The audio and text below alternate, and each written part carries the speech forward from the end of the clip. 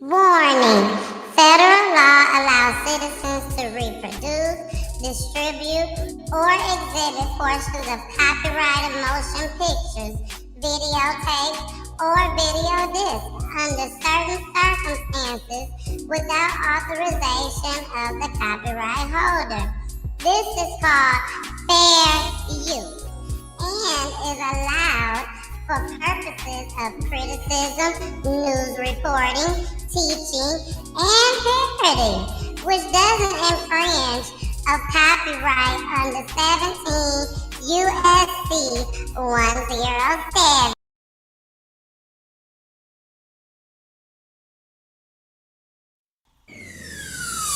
Let's talk about real life issues, love and relationships. Let's have a good time with the missus. Let's talk about celebrities. Let's talk about caring events. Let's talk about things you don't see on regular TV. So join in on Peachy Tea Tyme. Peachy Tea Tyme. Tune in on Peachy Tea Tyme. Peachy Tea Tyme. Come join us on Peachy Tea Tyme. Peachy Tea Tyme. Join us on Peachy Tea Tyme. Peachy Tea Tyme.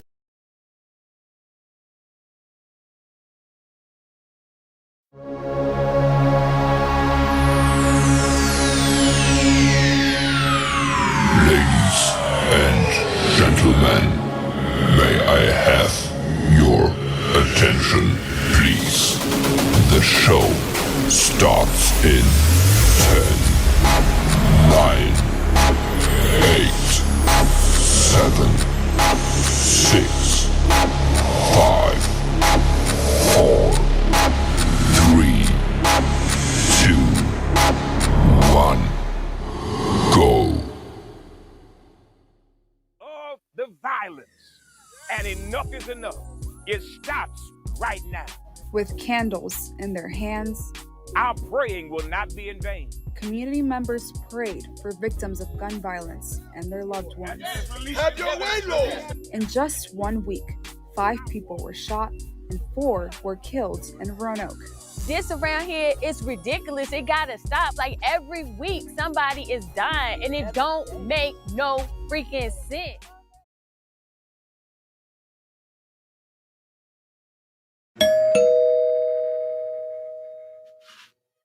I don't know what's going on, y'all. I don't know. I know y'all like, wait a minute, what's going on? Why we keep seeing the background so long? I'm sorry, y'all. But hey, it's your girl, the Mrs. Baby. Y'all know that little glass is popping. It's popping, ain't it? I know. But thank y'all for joining us tonight, baby. We have a special edition, a special family on tonight. Y'all, I'm telling you, I told y'all already. If y'all been watching my page, I said you don't want to miss the show. I told y'all that. So I see y'all all out there tonight. I see y'all again. Thank you. But you know, I gotta bring up my co-host, my boy. My bruh. Yeah, he my brother. Not Corey, but the other one. So let's go ahead and bring up Jason, baby, in the building. Hey, Excuse me. Jason. What's Yeah. good with you? Slow motion, man. Slow motion better than no motion. All motion, good motion. You hear me? Yes. Chewy was back there. He was ready to bark. He ready to say Yeah. he already know what time it is. He He know. said it's that We time. got to It's that fight some time. crime tonight. Exactly. We surely do. What's good, everybody? How y'all doing? Hope everyone is well. You know, we are on amongst of a good show, some good information, and look, people got to get their story out. That's what Got we're here to, for. We're Jason. here for them to tell their story because that's highly important, right? And to spread awareness. Is spread awareness. Now, if you guys are looking to spread awareness or if you guys want to be a part of the show, man, make sure you reach out to, Peachy on all social platforms to get yourself booked and locked in. But if you guys love what you're watching and you want to watch it on different places or different platforms, you surely can. Make sure you're following us over on the Facebook. Make sure you're following us on Twitch, YouTube, and Instagram. You already know we over there on Instagram. So hello to all my Instagram people out there if y'all watching. Most importantly, if you guys want to, you can watch us on Roku TV. I had to double roll that one there. You know what I'm saying? Make sure you go ahead and watch us over on the Roku app. We are on all Roku enabled apps or televisions, right? Devices or televisions. So if you have a Roku TV, all you need to do is search for Peachy Tea Tyme, and that's time spelled with the Y, Tyme. Just the same way you're going to search for Paramount, Hulu, Netflix, all of the Tubi, whatever that case may be, whatever you're looking for, you're going to search for CTV. You're going to search for Peachy Tea Tyme just the same way. You hear me? Now, before we move forward, I need y'all to do me a few favors. I need y'all to go ahead and hit those like buttons, those thumbs up, and also hit one of those heart me's. You know what I'm saying? That's over there on whatever platform it is, just to show us that you here. And lastly, say something in the chat so we can say hello back to you. We all know that you here. Say something in the chat. Say something to the family members. We got the family in the building. Big shout out to all the people in the building.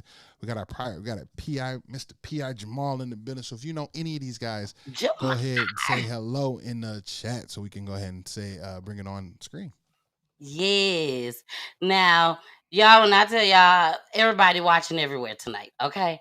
I'm getting messages on my phone from Messenger. So shout out to Angela. Hey, boo, what's up? And shout out to Aleda.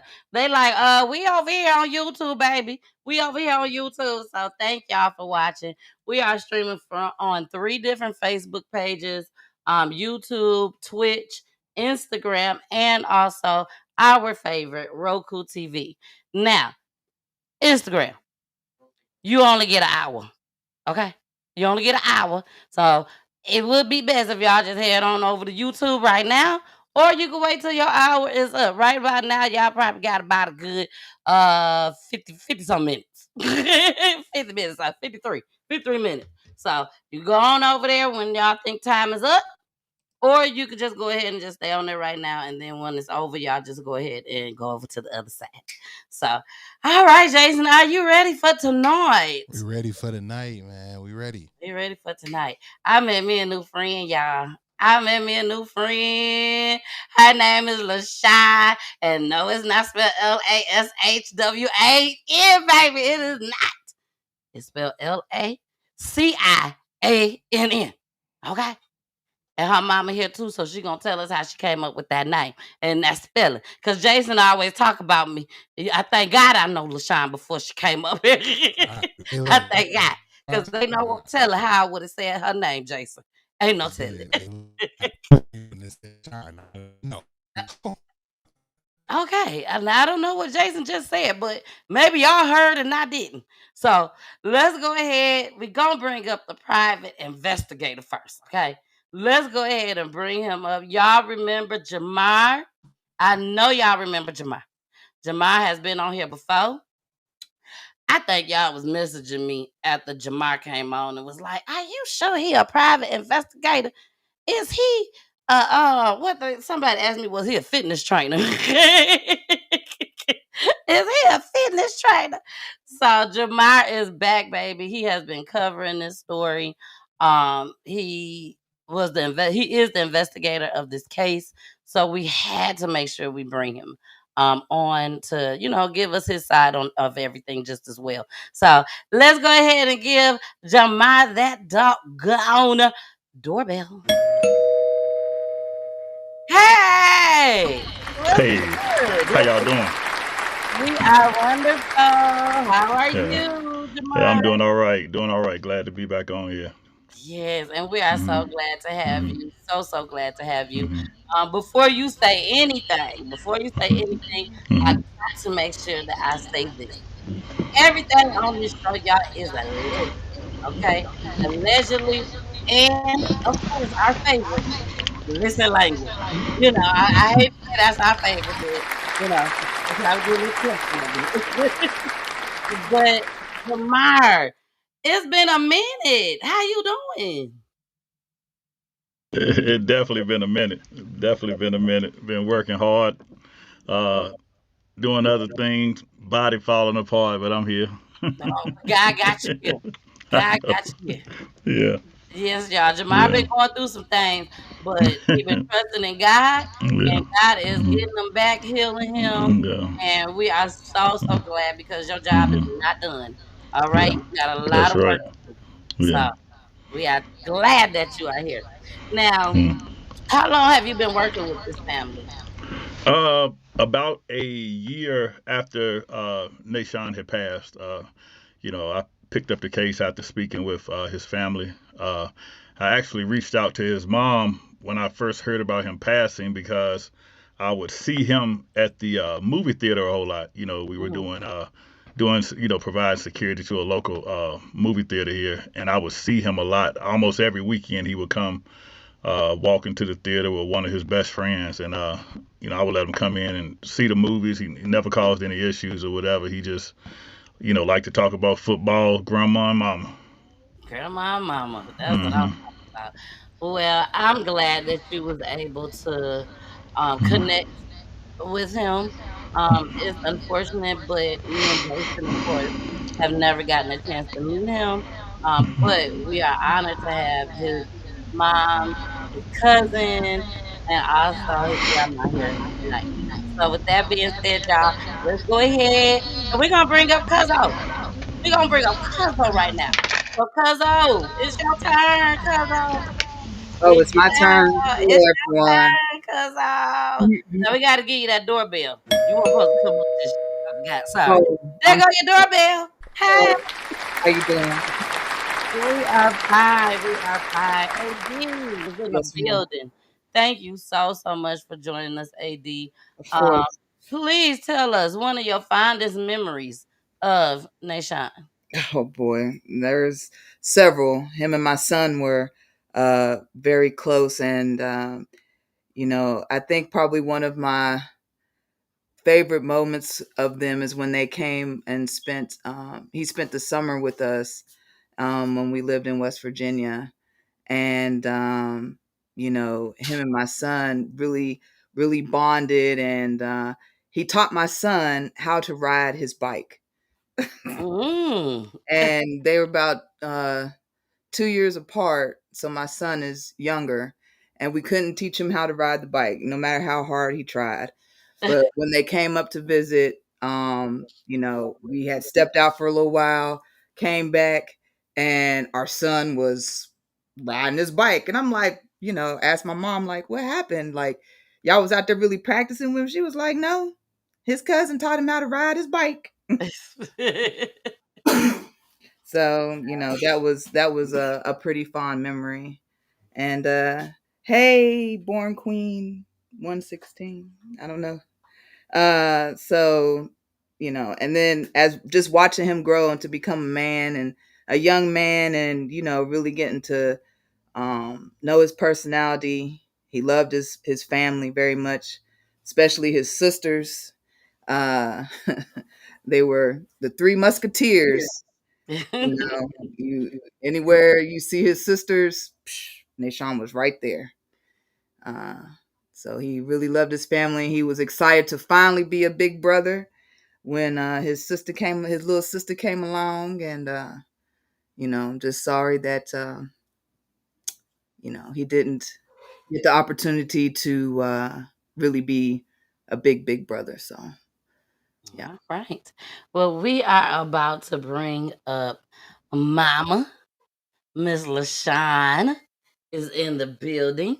I am going to look. She like, hold on. Let me get it together. Let me get it together. She get nervous, girl. Don't get nervous. I told you. I said the most nervous you gonna be is sitting down there waiting. That's it. Am I right, Jason? That's the most nervous she gonna be is just sitting down there waiting to come up. So now is the time. We pray that you be able to get through this moment. I know you're gonna be fine. You know what I'm saying? So, and we're gonna make sure that all of us is here for you during this time just as well. Okay? Because it's not easy, y'all. Me and Jason tell y'all this all the time. It is not easy to come on Peachy Tea Tyme and tell your loved one's story. But we make it as easy as possible. Okay? So it's her turn, y'all. It's her turn. Let me go ahead and give her that doorbell, baby. It's She ready. She ready. Hi, LaShawn. Hey, LaShawn. Hey, hey, hey. Hey, mama, we see you over there too, mama. Hey. Mama said, LaShawn, LaShawn, LaShawn. Hey, Peachy. Hey, boo. Now, I definitely got to start off by saying my condolences to you and your family. Thank you. You will always be in my prayers. You know, I told you, I said we done linked up now. We gotta link up, Yeah, brother. We you're okay. gotta link Yeah, up. make a little trip. But thank you so much for Thank trusting me you.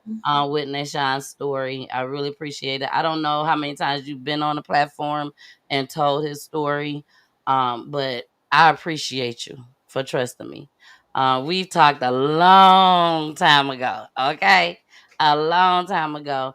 And I always tell people that when it's time, it's time. I don't rush nobody. Right. I don't rush nobody at all because it's all on your time and on God's timing.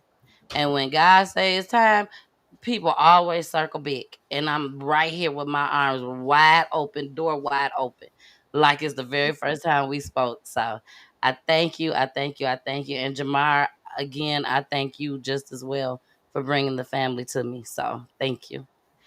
All right, LaShawn girl, let's get started. Tell Right. us about your baby boy, baby. Tell us about him. We'll get into what happened later on, but just fill us in from the beginning. Because you had two girls. Yes, honey. So first off, I've had my first two girls, and it was already enough because I was a young mother. You know what I'm saying? Okay. So, I was on that thing with a wing and a prayer, honey.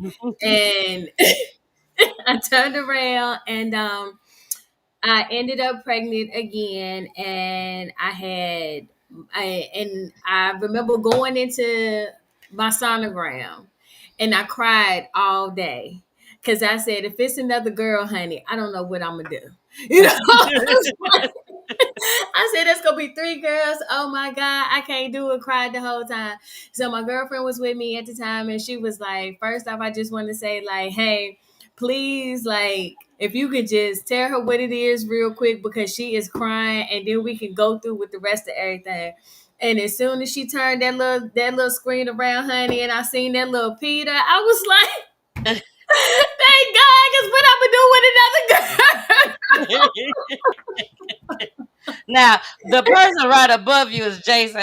Jason has three girls, no Oh, boys at all. So look, it was the luck of the draw for him. I'm trying to tell you, I was like, but if it had been a third, that definitely was like, yeah, I don't know. So I ended up, he was the baby boy. His sister's birthday was July 26, 2004. I had him July 24th, 2006. okay. I was going home on the day of her birthday. So I left the hospital, went straight to the birthday party, and was like, this is just what it is. Like, and growing up, they would have their parties together. And then, when Damari turned 16, it was like, oh, I want to do my own thing or whatever. And so then it was like, you trying to grow up, like, oh my goodness. So it didn't matter because he was still showing up at the party too. He was like, no, I still want me a cake, your cake, everybody else's cake, and that was our thing. Like, it didn't matter. And then as they got older, he still celebrated his birthday on her birthday. She still celebrated her birthday on his birthday. And they, even though they did their own thing, they still celebrated together. So it was like they were twins without being twins. Okay. My baby loved football. I did at a young age try to let him try all the sports out. I didn't want to just all of a sudden be like, oh, the stereotypical, you're going to be a football player, you're going to be a basketball player. Like, he decided, I put him in everything. He was in track, he was in wrestling, he did baseball, he did football, he did all of that. And I let him make his decision, and he decided that he liked football, and that's what he put himself into. And my baby was good at it. He he did his thing. I was the type of mother that I'm like, hey, if your coaches is getting in your butt, that's what they gotta do, because I'm a single mother. I didn't have that all the time, Mm-hmm. except with the side and the help of my daddy. Thankful enough that he still is stepping in to this day, being a father to my kids. But it took a village to raise my son, because it's hard when you growing up to raise a man, and you want to make sure that some of the stuff they need, you may not think that they need or know that they need, but deep down inside they need that. And it ain't nothing mama can give you but some love and show you how to cook and do all of that great good stuff and things like that. And I really thank my village for helping me raise my son.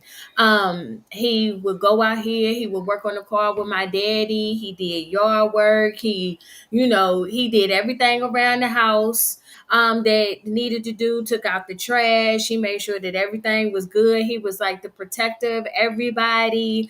He was my baby. And even though he was 6'2", he knew like mama didn't play.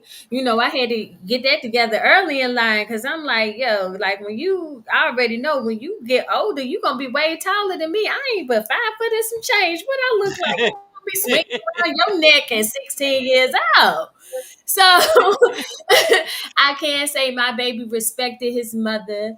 I'm not gonna get on here and say that he didn't do stuff that teenagers didn't do. I'm not gonna say my baby was a saint. You know what I'm saying? He was no, Mm-hmm. but was my baby doing everything that he was supposed to do? He was doing everything he was supposed to do. He was going to school. He had him a job.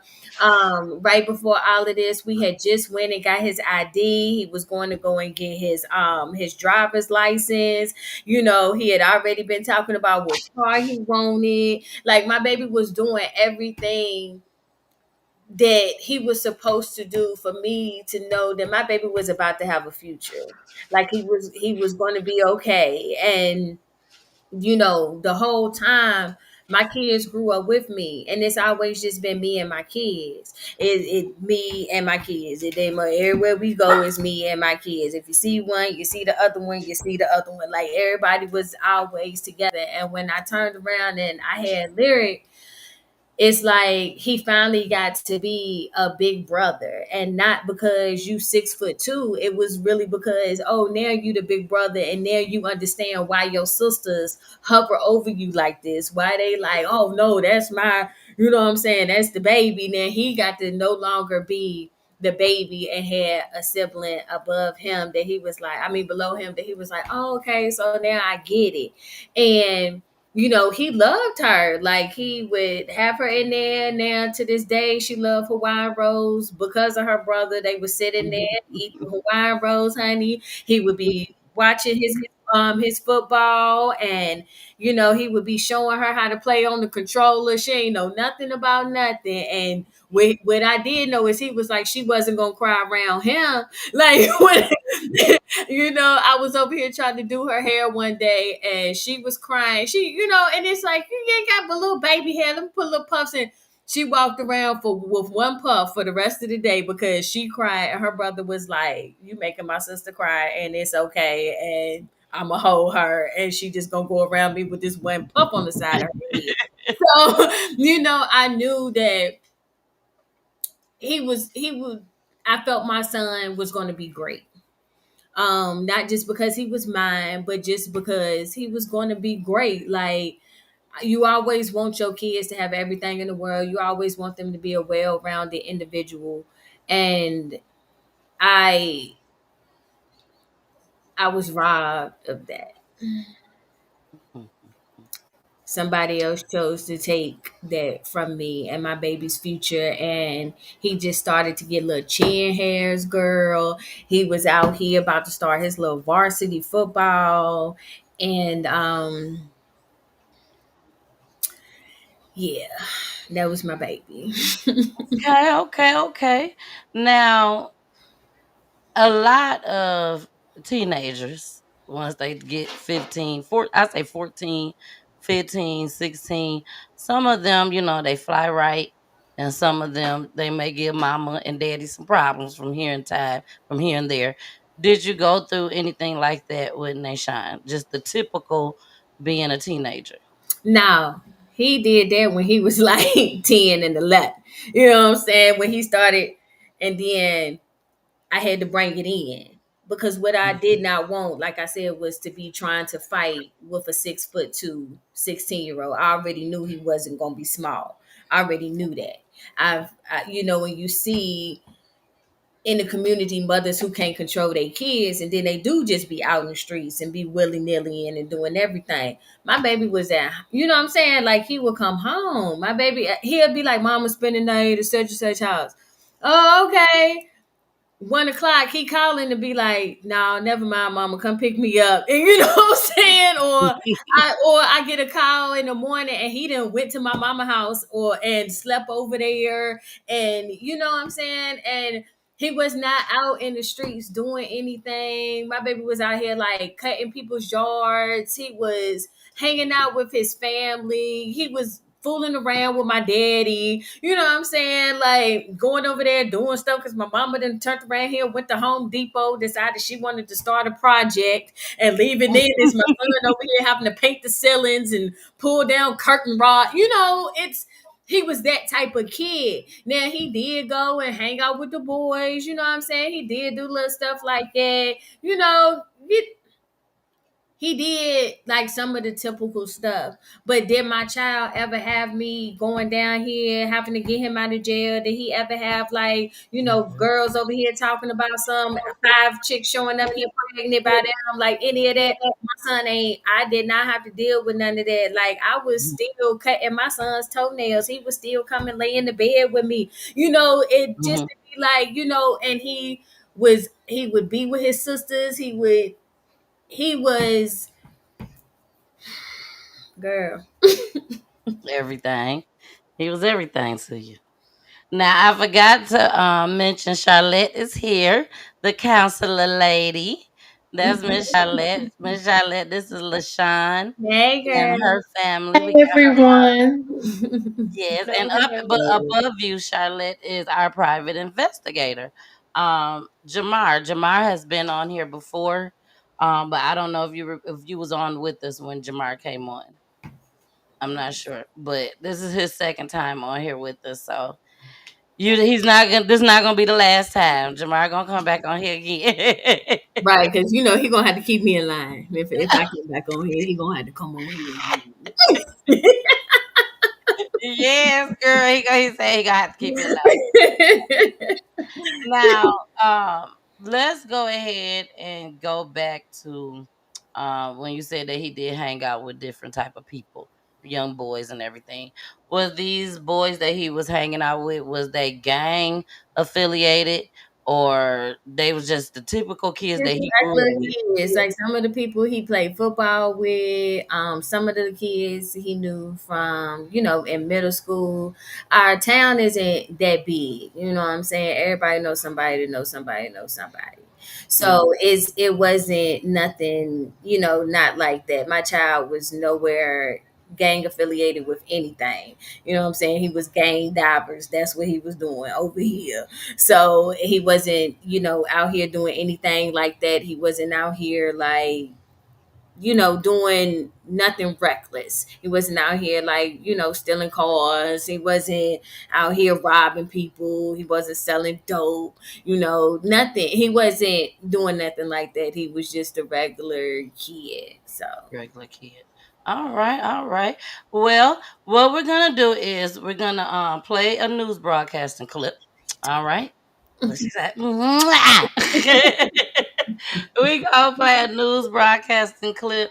When we come back from this news broadcasting clip, we're gonna go ahead and start with the story on what happened. So we're gonna start with the particular day at hand, when y'all woke up. Like did something seem strange that day? Did something come over your body that day? Did you have a dream the night before? We want to know all that. We want to know all that. So let's go ahead and play this clip. And then we're gonna let Jamar speak too, just as well. So here we go.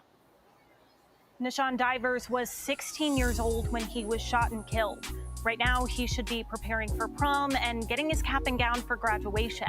But instead, I talked with his mother, LaCiann, to see the failures she still sees in the system when it comes to preventing gun violence after her son's death.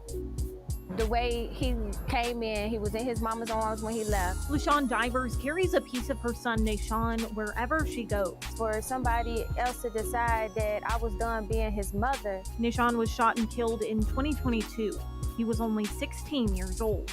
I felt myself die right along with it, and I haven't been the same since. Shortly after NaSean's death, Attorney General Jason Miyares announced Operation Ceasefire. It focuses on prevention, intervention, and prosecution when it comes to gun violence. And across the state, the numbers show a drop in Virginia's murder rate by 17%. We can see real results being delivered for individuals. But Roanoke is seeing different results, with a 56% increase in murders. Divers tells me even though Operation Ceasefire is putting an emphasis on prosecution, she's not seeing that. No arrests were ever made in her son's case, even though she tells me there were only 2 people with him at the time of his death.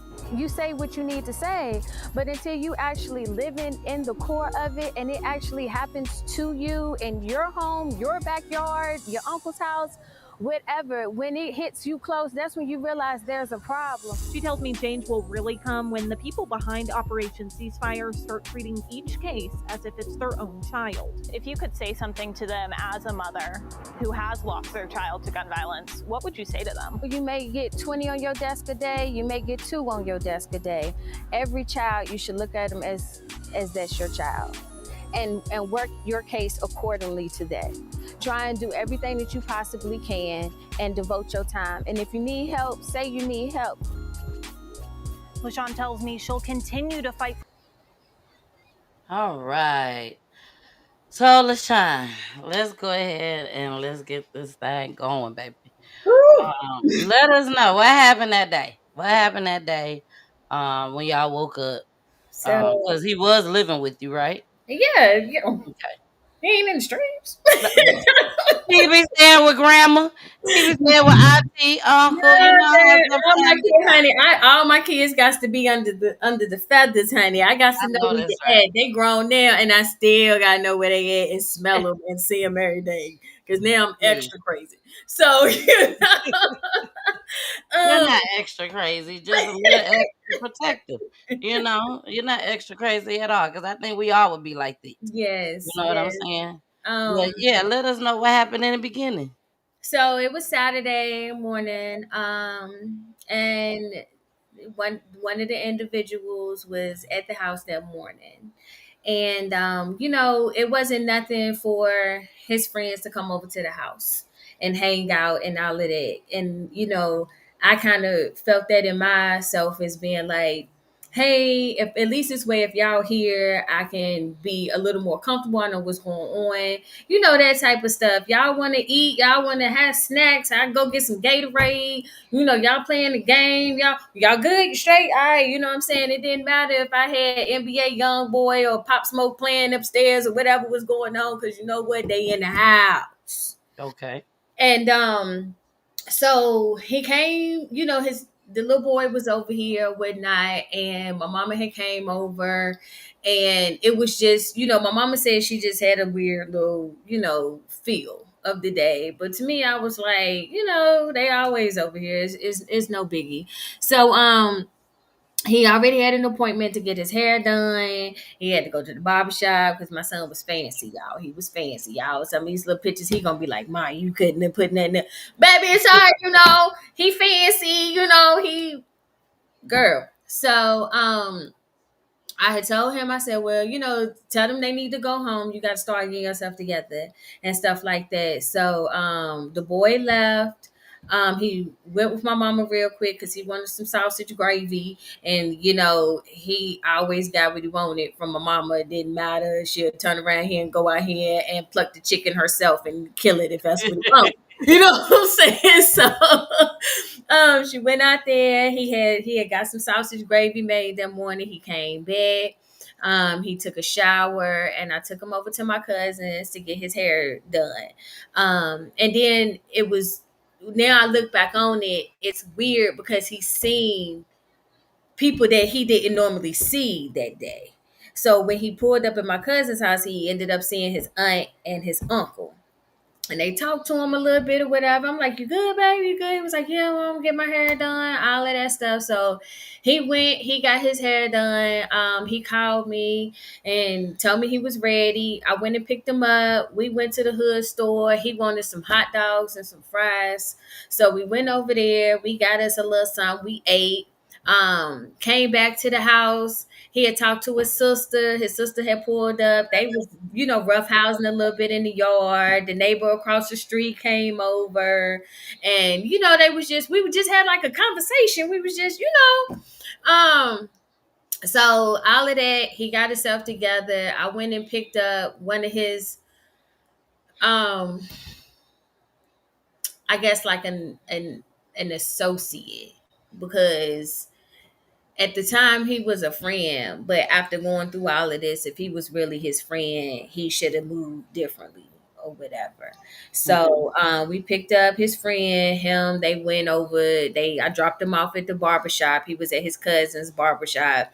They be over there parlaying all the time. So and then they just so happened to have opened up this little clothing store beside the barbershop. So he was like, Ma, they got these J's in there. Like, I want to get them, blah, blah, blah. First off, my son was like a size 12 shoe. So you already know a Jordan ain't going to be cheap. So ain't. So, my son had also too had got to the point where he had got him a job and he was making his own little money. And I'm like, whatever you want to do, babe, you know what I'm saying? So he was talking about it. He was like, Ma, this, let me get these shoes and blah, blah. I was like, fine. Cause just the weekend before we had just came back from Richmond. And he had went and he had got some clothes. He had bought him a new book bag. Like, he was ready. And so I was like, babe, you want to get the shoes? Fine, get the shoes. Y'all call me when you're ready. So he goes to the barbershop, he hangs out, he does his little thing and stuff. He called me, he ready. So I pick him and his friend up, and I dropped the friend off because he had to be to work. And then my son came home and he was like, Mama, get myself together, take a shower, because then he wanted to get fresh and he got game plan.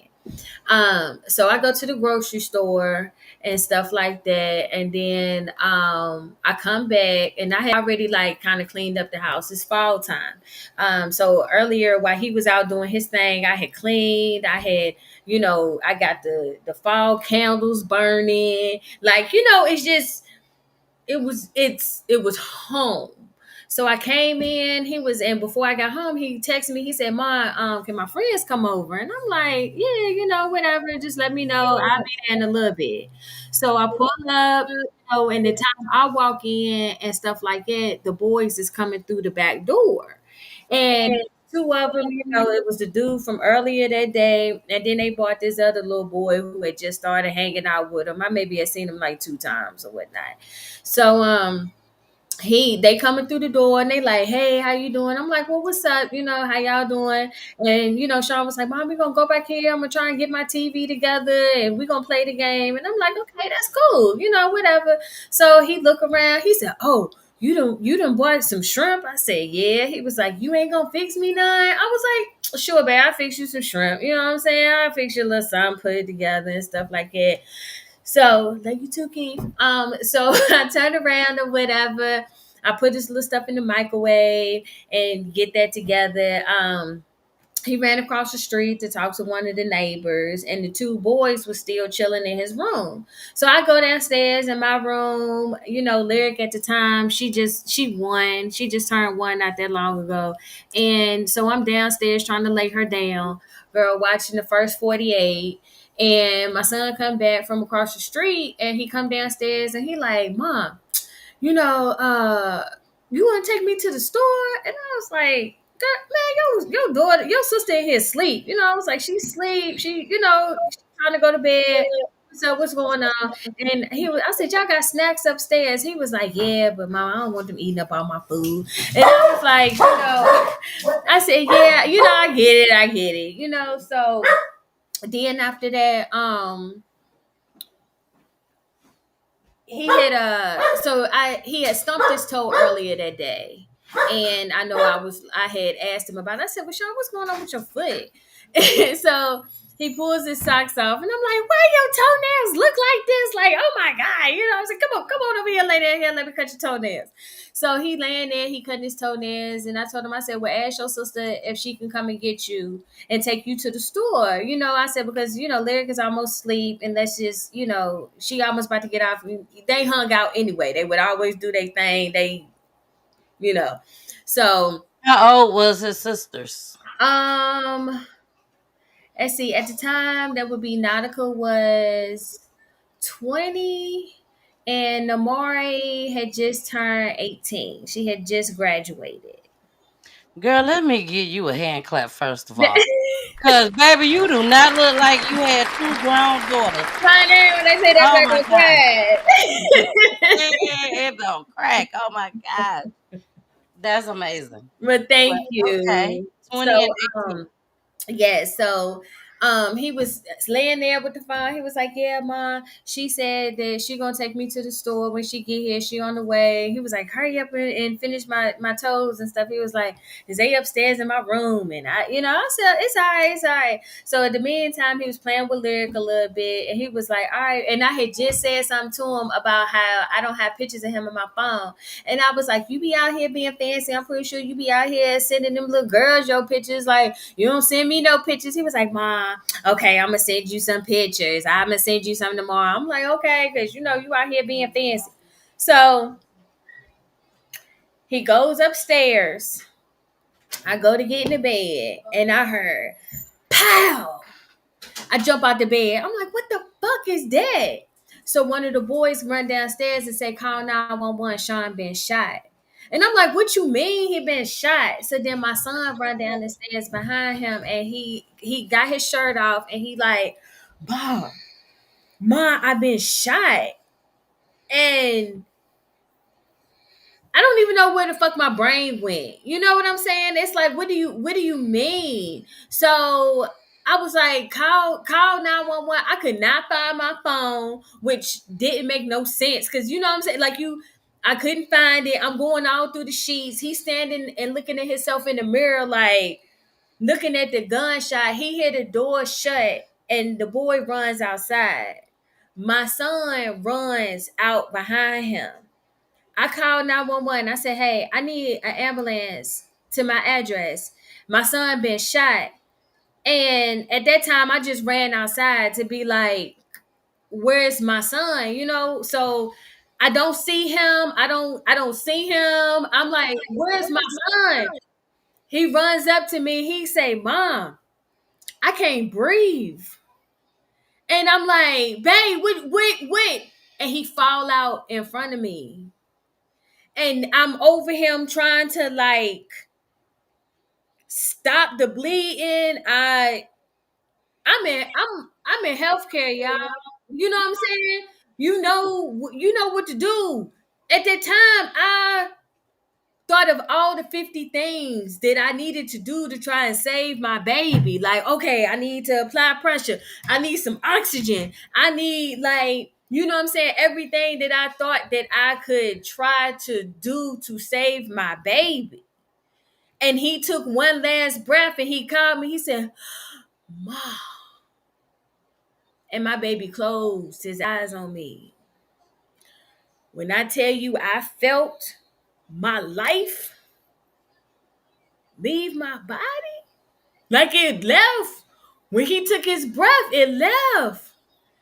And I just tried to be like, don't do this. Like, don't do this. Like, babe, what it none of what happened was registering at that time. I just remember looking up at the door to see if to make sure my baby wasn't coming out.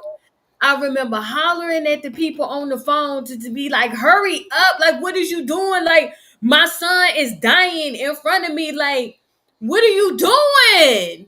And then the dude is just standing over on the side, just holding the phone, like, telling them that my son shot himself. I I tried to perform CPR on my baby, if I could have took my life out of B and put it in him, I would have. Like,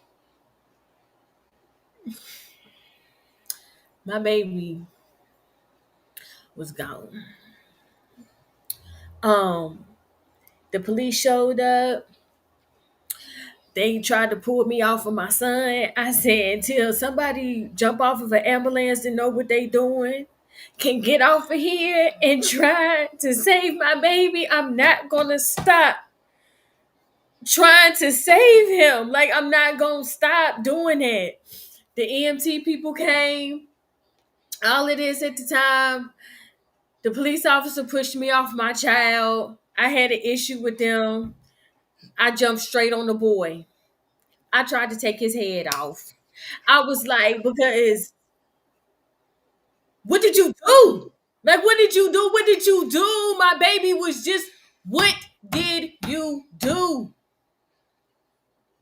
I called my mama. All I could say was Sean been shot. I called his sisters. All I could say was Sean been shot. They wouldn't let me back in my house. They wouldn't let me get a pamper, a bottle, a purse. They put my baby in their ambulance. All I knew was I was in, like, not real. Like, I wasn't there. I was there, but I won't there, because what do you mean this is happening? Like, what do you mean this is my life right now? What is going on? Like, y'all really putting yellow tape around my house. It's really an ambulance. Like, it's my mom and my daddy showed up. My daughters showed up. One of them got sick, started just throwing up everywhere. My other one fell out on the floor. I don't. They told me I couldn't go back in the house. They was like, you can follow the ambulance if you want. Your house is now a crime scene. And all I knew was somebody put me in the car and I need to get to the hospital, because he gonna get there and I'm gonna see him. He gonna have some tubes. We gonna have some some drops. He's gonna be okay. He's gonna be all right. Okay, because this ain't happening. So we gonna get to the hospital. He gonna be okay. I get to the hospital and they put me in that damn room. And I just kept waiting and praying and waiting and praying and praying and talking to God and waiting and praying. My girlfriend showed up. We just sitting there trying to get together. That surgeon came through that door with the police officer. And I'm over here thinking they're going to say, okay, Miss Divers, what's going on? We're going to escort you to his room. We're going to do this, that, and the third.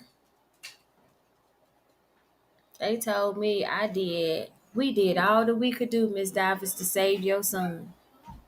When I tell you, I don't know what came over me, I tried to choke the surgeon out because I was like, what do you mean he dead? So now this is your fault. This your fault because you didn't save my child. Like, what do you mean you did all you could do? What did you do? Tell me what you did. What in your book of knowledge did you do? What did you do? Did you put a trach in? Did you try to give him blood? Like, what did you do? Did you apply all the pressure? Was he talking to you? What did y'all do? Because to me, I felt like y'all should have saved my baby. I completely died after that.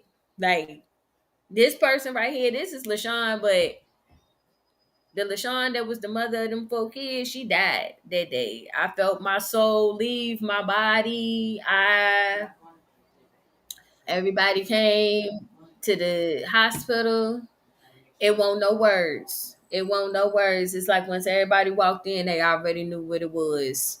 And the whole the whole time after that, I don't know. I remember I kept the same outfit on that I had on that day for like 3-4 days.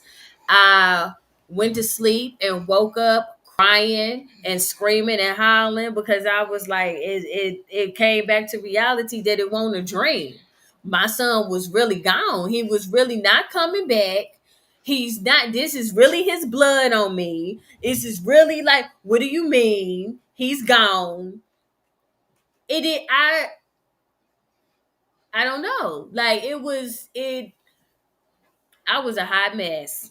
I was a hot mess. I could not believe that my baby was gone.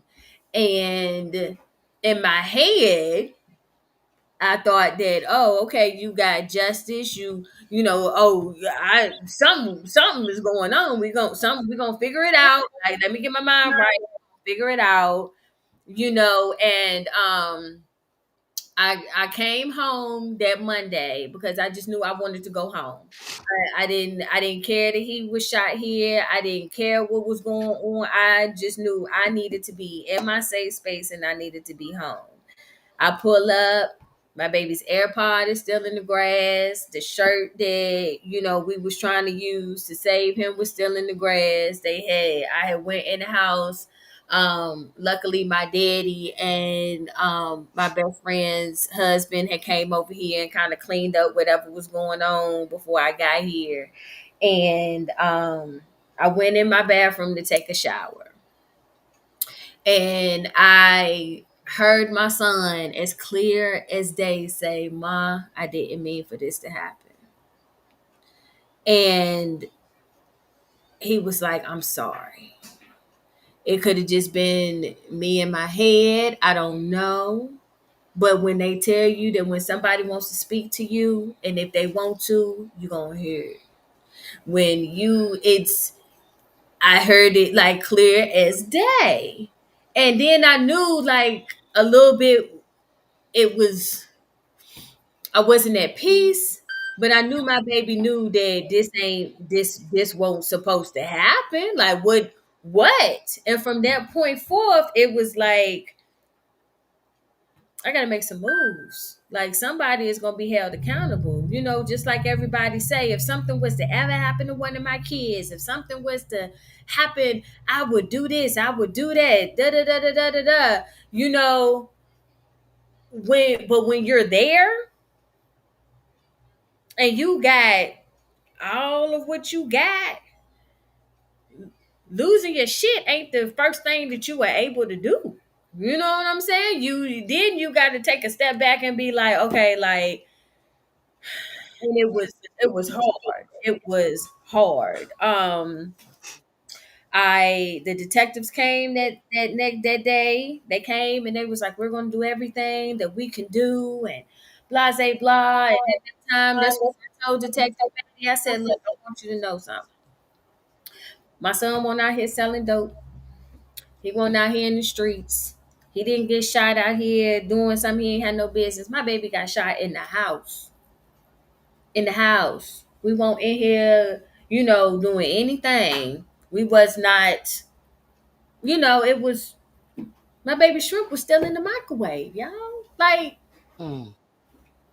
we wasn't it was nothing like that. And I told him, I said, I just need justice for my baby. And I said, because something's not right. Like something not right. Like he did not do this.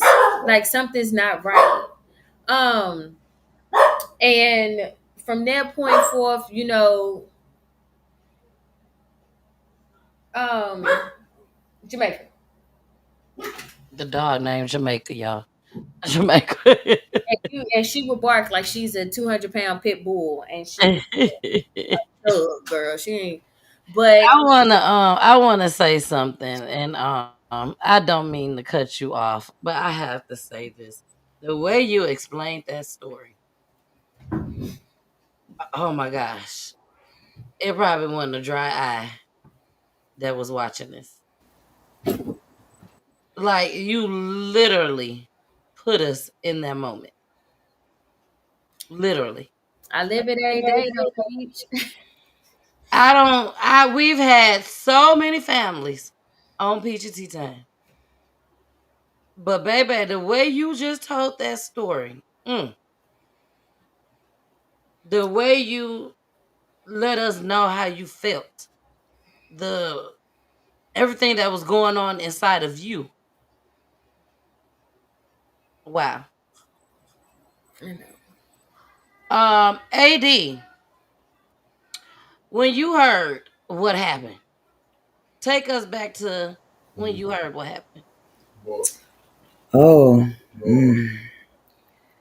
well, my cousin and I talk almost every day. So earlier that day, I had to work. So, I got off at 11 o'clock and I told her, I'm going to call you when I get off of work and on my drive home. It's about a 30-minute drive. So it's always time for a nice conversation. Um, that day was a hard day on the job and I just was, I'll call her tomorrow. It was just, you don't really think about it, right? So I got home, was getting ready for bed, and she had kept calling me back to back to back. And my cousin never calls me back to back to back to back. And I said, "Oh well, let me just answer it." She's probably upset with me because I didn't call her when I got off of work, and I let her fuss me out later. Uh, Miss Peachy, man, I said, cousin, I'll call you right back. I'll call you right back. And she's just crying and screaming. She tells me, NaSean's been shot. What? What do you mean? Like, I'm thinking she's, this, not that he's has a bullet going through his chest and he done bled out. And she says it again and she's crying and crying. So I'm like, okay, well, where are you? She's like, I'm on the way to the hospital. I said, oh boy, are you driving? And she's like, no, my mom was driving, my auntie. I said, okay, okay. And she's telling me kind of what happened, and they're on the way to the hospital, and and I'm telling her, all right, when you got to kind of get yourself together because when the doctors come through the door, they're gonna want to talk to you. Okay, I hear you, cousin. Okay, and the next call I got was from I called my parents. We're a very close family. So I called my parents, her aunt and uncle, and I tell them what's going on. And I'm waiting for him to, he's at the hospital and, they're doing everything they're supposed to be doing. Then my aunt Nancy called me and, she told me he was gone. I said, what you mean? Like, they moved him to a different hospital. They, no, you don't hear your cousin.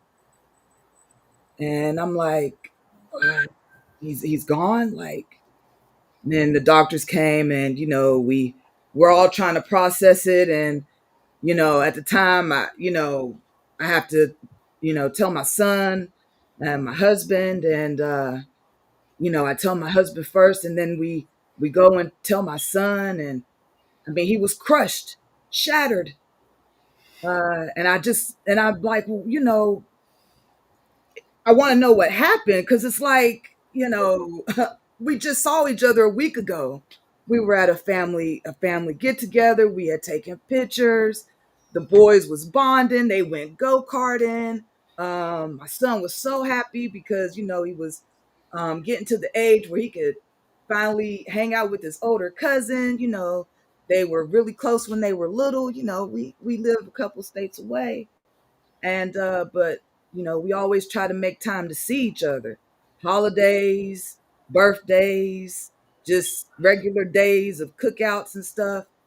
And like I said, they had just came up when she mentioned they were in Richmond. We were at a cookout and was having a good time. And you know, I didn't think that was going to be the last time I would see my little cousin NaSean. All of us. So, and it's been hard on my cousin.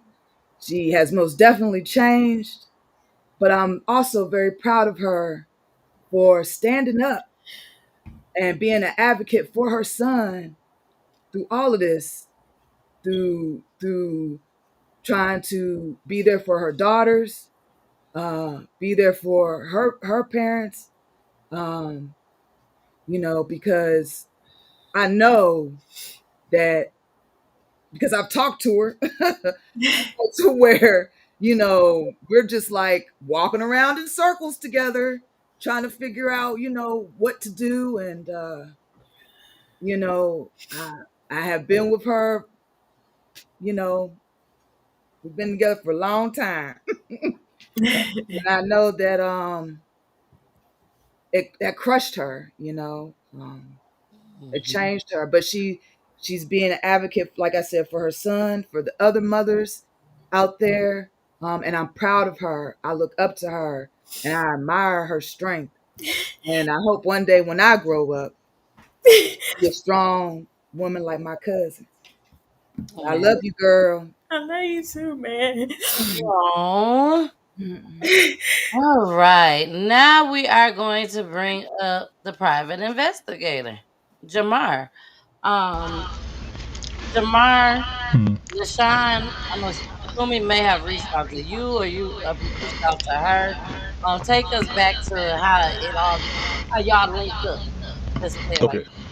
Yeah. So once I heard, I'd actually seen it on Facebook uh, that he had passed away, and when I seen it, I'm like, nah, because like maybe I think like 3 weeks prior, I had just finished cutting the grass at my mom's house, and I seen NaSean and his little friend D. Like NaSean was, he like you said, he's 6'2". D was about 3'2". So so seeing them come down the street together, they were walking where my mom lived at. It was a long ways from where they were going, but they were bouncing the basketball, and I had just finished cutting her grass. So I said, where y'all going? I said, I'll drive y'all there. And they was like, oh, we going all the way over to Lincoln Terrace, go play basketball so we can get the best games at.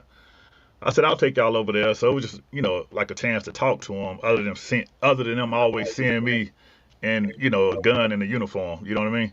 So we laughed and talked, all the way over there, stopped by the store, got them, a couple of drinks and some chips, just so I knew they had snacks and stuff while they were over there playing.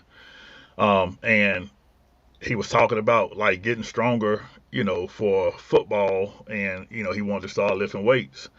And we were just talking. He said I'm gonna go to college. He just started naming stuff. During that maybe 10, 15 minute ride, he talked about a lot of stuff. So when I heard that, they was like, yeah, it was suicide, and I'm like, nah. So I immediately reached out to her through Facebook, and I'm like, hey, just showing my condolences. Let me know if there anything I could do. And the message just went unread for a long time. And finally, one day, like I say, it was about maybe 10 months later, she reached out to me, and we've been talking ever since. I went through, came to see her, took some notes, was able to talk to her, and that's when she, hired me, as the private investigator to go back through the case. All right. Hmm. Now, as a private investigator, Hmm. I don't know how much you can tell us. Hmm. You did send me some audio. Hmm. Hmm. We got some audio, y'all. We got some audio. Okay, let's make sure we Hmm. make that clear. Hmm. So, for y'all that just feel like y'all was about to just step in for a hot second, I Hmm. think you want to stick around for the whole show. But we got some audio, okay? Hmm. So, and we're gonna talk to your mom too, LaShawn, when she's ready to talk to you. We're gonna talk to her because we want to ask her a couple questions too. But Jamar, tell us Uh, what was your findings behind the story? okay, so I'm the and I let people know once I'm hired, like I'm gonna give you 100%. I'm gonna give you all of me, but my story, my job is to get to the truth. And that's what I got to was the truth. I did find out some things. I did find out that the gun did belong to NaSean. It was his gun. He did purchase that gun. No, he should not have had it. He did have that gun. So the gun was his. Um, However, that does not mean that he should not be here because he got a gun illegally. Exactly. And his mom, she was aware of that. She had no idea about that until I told her. So, Okay. Going through the case, she did relay some information to me pertaining to like as far as like shell casing and stuff. There was a shell casing that was still in his pillow that she found a month later that was overlooked during the investigation. Let me stop you right there. I'm Okay, sorry, Jamar. Let me stop you okay. right. Let's say that. We have to say this before you finish. Mhm. LaShawn, this case is closed right now, correct? They ruled my son's death as an accidental suicide An accidental suicide. because the So, boys that were here when the police arrived told them that he shot himself. okay. So I want to make sure we say that his death was ruled as an accidental suicide. Yes, Okay. So let's go. And there were two people in the room with him, two he young was men. in his room with him, and he was laying down in his bed eating his Cheetos, drinking his Gatorade. Okay. Because the only thing that was found on my baby's face was some Cheeto dust. Okay, not Okay. no gunshot residue, nothing like that. Cheeto dust. Okay, so my baby Okay. was laying down. They found the bullet in his pillow in his bed, and my baby was shot right here, and he was right here. So Mm. they're right there in itself didn't even make no sense. But who am I? Only thing I see is the investigators on TV. I don't know nothing. So my question is, I was like, if you don't listen to me, maybe you'll listen to somebody who is, got the whole credentials to do this type of stuff. Which is So, Mr. Jamar. and when I tell you, I feel like my son laid him on my heart to reach back out to him because, like Jamar said, the messages went unread. When everything happened with my son, I didn't. I got a whole bunch of messages. I did not respond to everybody. I really, in my head, did not want to believe that this had happened to me. So anything being like, "Oh, my condolences," and I'm sorry, and all that. What do you? But one night I was laying in my bed and my son was like, "Mama, go through your Facebook," and I'm like, "Where am I going?" So I went on his page, looked at some of his little pictures and stuff. I was like, "Oh yeah, you cute, you handsome. Look at you. I can't believe it." And then I went through my messages, and Jamar's message was right there. And he had reached out and he was like, "I'm so sorry. If you need me for anything, let me know." And I knew that, Jamar would, we would run into each other here and there, and I'd be like, "Hey, what's up? What you doing?" You know what I'm saying? And when Sean would come back, and he got snacks and I'm going to the movies and we was doing. How you even getting in the movies? You ain't even say nothing to me about it. Like, what you talking about? Ma, don't worry about it. I got a little thing going on.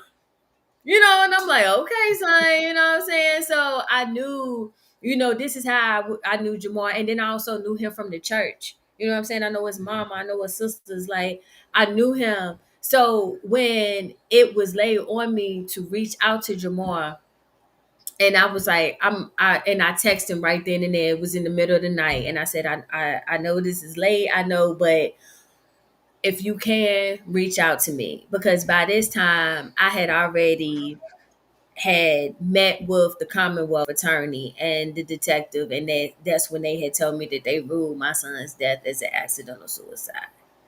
All And right. even when I asked them questions that made sense, they couldn't give me no answers to my questions.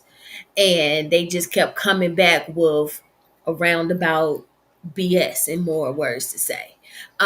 And then at that time, that's when Caldwell said, if you can bring me back some evidence that proves that he did not do this, then I will open up the case. We will go ahead and make another look at this. So I I felt like all of this was in the works because I'm like, oh, great, now I get this second chance. Jamar know what he doing. You know what I'm saying? We gonna get this thing together. Let's do what we got to do because clearly the detective didn't know what was going on. If you showing up to my house a month after my son already then had a memorial and he is in the urn and I didn't slept in the bed, and then that's when I realized something wasn't right. And he shows up and there's a bullet in my son's pillow. And Mm. I'm like, hold on. Like what we gonna see, like wasn't nothing making no sense. But this is so common around here that, my son, just kind of got wrote off like this. And I felt like it was God and my son working together to put me with Jamar to be like, no, you know what I'm saying? Jamar know me. You know what I'm saying? My mama already know I ain't doing this. Like, no, mama, speak for me. Like, something got to come out of this. And I told Jamar that when I had talked to him, I was like, it won't nothing but my son and God that laid this together because I would have never went through my messages. I went all the way back. That was September of 2022. I reached out to him in 23, and I was like, it's honey, and all I can say is he been there. You know what I'm saying? He be having to stir me back around here and stuff like that. But Jamar definitely know what he's doing. I have put my son's whole life and stuff in his hands, and I appreciate everything that he did. Yeah, during the investigation, I did find out some things about my son that I did not know, and specifically, yes, him having a gun. Like, cause why? Like why? But then you know from what it was, he felt like he had to protect the house. He was the man of the house, and with the way that the generation is now and things like that, I'm still raising my kids like I was when I was brought up in the 80s. You know what I'm saying? My kids couldn't get no cell phones till they was like 15 years out. You know what I'm saying? My daughter couldn't get her nose pierced until she turned 18. So to me, I wasn't really all into what is going on with the young people in the world at my son's age, when I was just seeing it as this is our world and everything should have been okay. So when that part did be revealed to me, it hurt, because I'm like, I would have done anything, to stop any of that. I would have, I don't know, you know what I'm saying? I would have took it. I would have I would have gave it to my mom and she would have had to turn it in. I don't know. He would have just had to be mad at me. But I would have saved his life, not knowing that this was going to be what took his life. Exactly. And so I even learned other things about my son and his death and his body and what all went on that I also didn't want to know about. So I want to thank Jamar for being my shield. Because he's taken a lot for me. Like he has shielded me of some things that he know, like when I tell him I don't want to hear this, or I tell him I don't want to see that, or we're not going to talk about that. And he's like, no, LaShawn, like, look, like, come on, we gotta sit down, we gotta do this, we gotta get this together, I need you to look at this, I need you to hear this, you know what I'm saying? And I think what messed me up I was probably messed up for like a week and some change is when he actually told me about my son's autopsy report. Like that crushed my soul because, like I said again, me being in healthcare, about people's bodies, all of this. So to know that it took my baby out, it punctured his lung, it took out an artery, it broke a rib, like one gunshot wound took my baby out of here. Mm. And I was like, I thank him for being the one to be able to go in there and make the maneuvers and do the calls and doing all of that, because it's levels to this. It's levels to it. Half of the levels I can't even get on the elevator yet. So I just thank Jamar for stepping ahead of me. and doing what he needs to do and knowing what's right and what's wrong and still coming back to me and keeping me updated. And even to this day, even after everything, he here right now. He ain't got to be. He here. He wants to do it. You know, that's like, oh, We love Jamar. We love Jamar over here. but you So know, we're gonna bring him back. let me let him say his thing. I'm sorry, be quiet. You so crazy. Y'all, LaShawn is me and LaShawn been talking for a while, y'all. So that's why we laughing. Right? Okay. Go ahead, Jamar. Finish up. Let us know, what your findings were. Yeah. And after I got started on everything, like I knew it in my heart of hearts that NaSean, did not kill himself. And like I said, I was able to go through all of the police body cam. It's like 8 to 10 hours of footage. Went through the autopsy report. Once I seen the autopsy report, and I looked at it, and I'm like, wait a minute. Like the autopsy report clearly states that there was no soot or stifling anywhere around the wound. Anytime that there is a gunshot wound of close contact, there's going to be soot or stippling that's going to come from the gun, that's going to be on the clothing, it's going to be on the skin. There'll be some, type of muzzle burn. It was none of that. The Dr. Susan Thorpe, that's the medical examiner's name, she made it crystal clear in the autopsy report that, he did not shoot himself. She said she checked me very quick when I said, well, I know it was ruled an accidental suicide. She said, wait a minute. She said, I never said that. She said, there's no such thing as an accidental suicide. And I have been hearing that for years, just, about different cases. Because, of course, suicide is suicide. If you're going to kill yourself, it's not accidentally, like that's something that you're going to set out to do and that you're going to do it. And, of course, while listening to the body cam, I was able to pick up on one of the body cam footage. This is when the 18-year-old was taken downtown. Eventually, he was taken downtown. The 15 to 16-year-old, the other kid, he was allowed to go home where he hid for 2 weeks. But going back to the 18-year-old, he was downtown and he was just like trying to just tell a story. He was being loud with it, but it was not making any sense.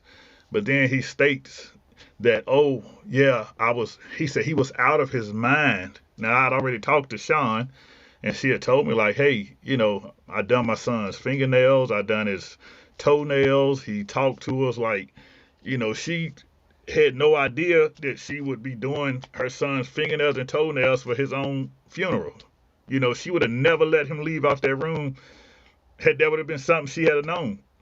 And he said that NaSean was out of his mind and they were begging and pleading with him. Now, you mean to tell me all this took place in a minute? And NaSean was also on FaceTime with someone, when he was shot. So, that she forgot to tell y'all that earlier. He was on FaceTime with someone at the time. And NaSean was right-handed. So how could have reached all the way around, shot himself in the neck, and the bullet to come out below his shoulder blade right here on the right-hand side and come out? That gun would have recoiled this way, went that way. It would have hit him everywhere but in the neck, And on top of that, it would have been gunshot residue would have been all over his hand. The blood from the gunshot wound would have kicked back onto that gun. All of this stuff would have showed. None of this showed.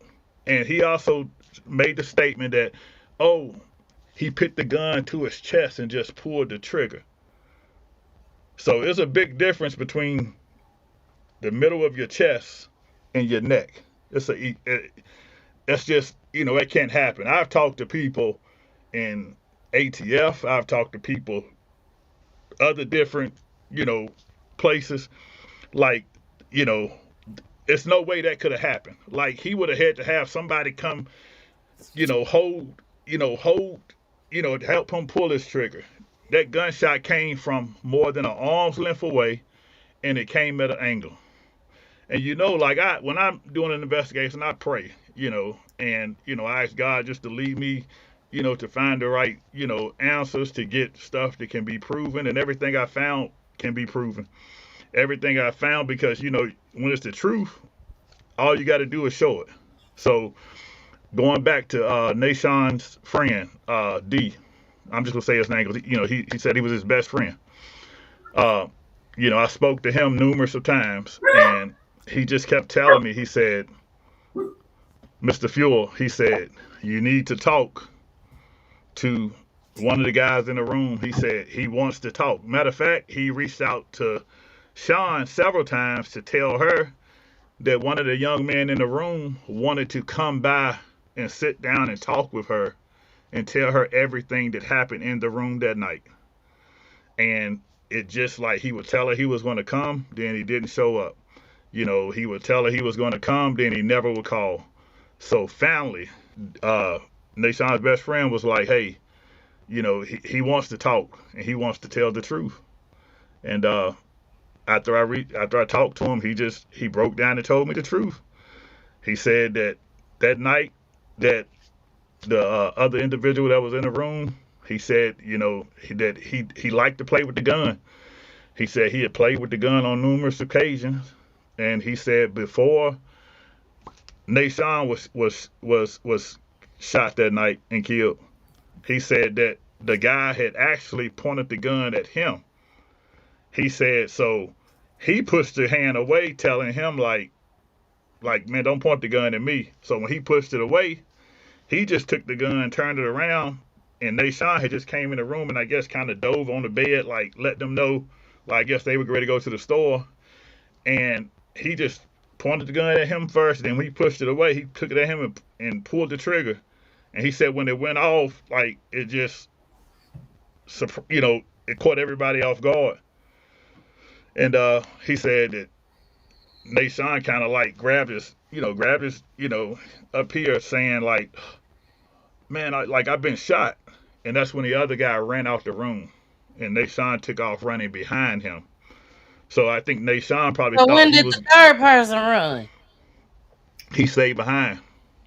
Oh, he stayed. Okay. Yeah. See, they stayed behind. And what they done was they staged the room, and staged to try to make it look like it was a suicide.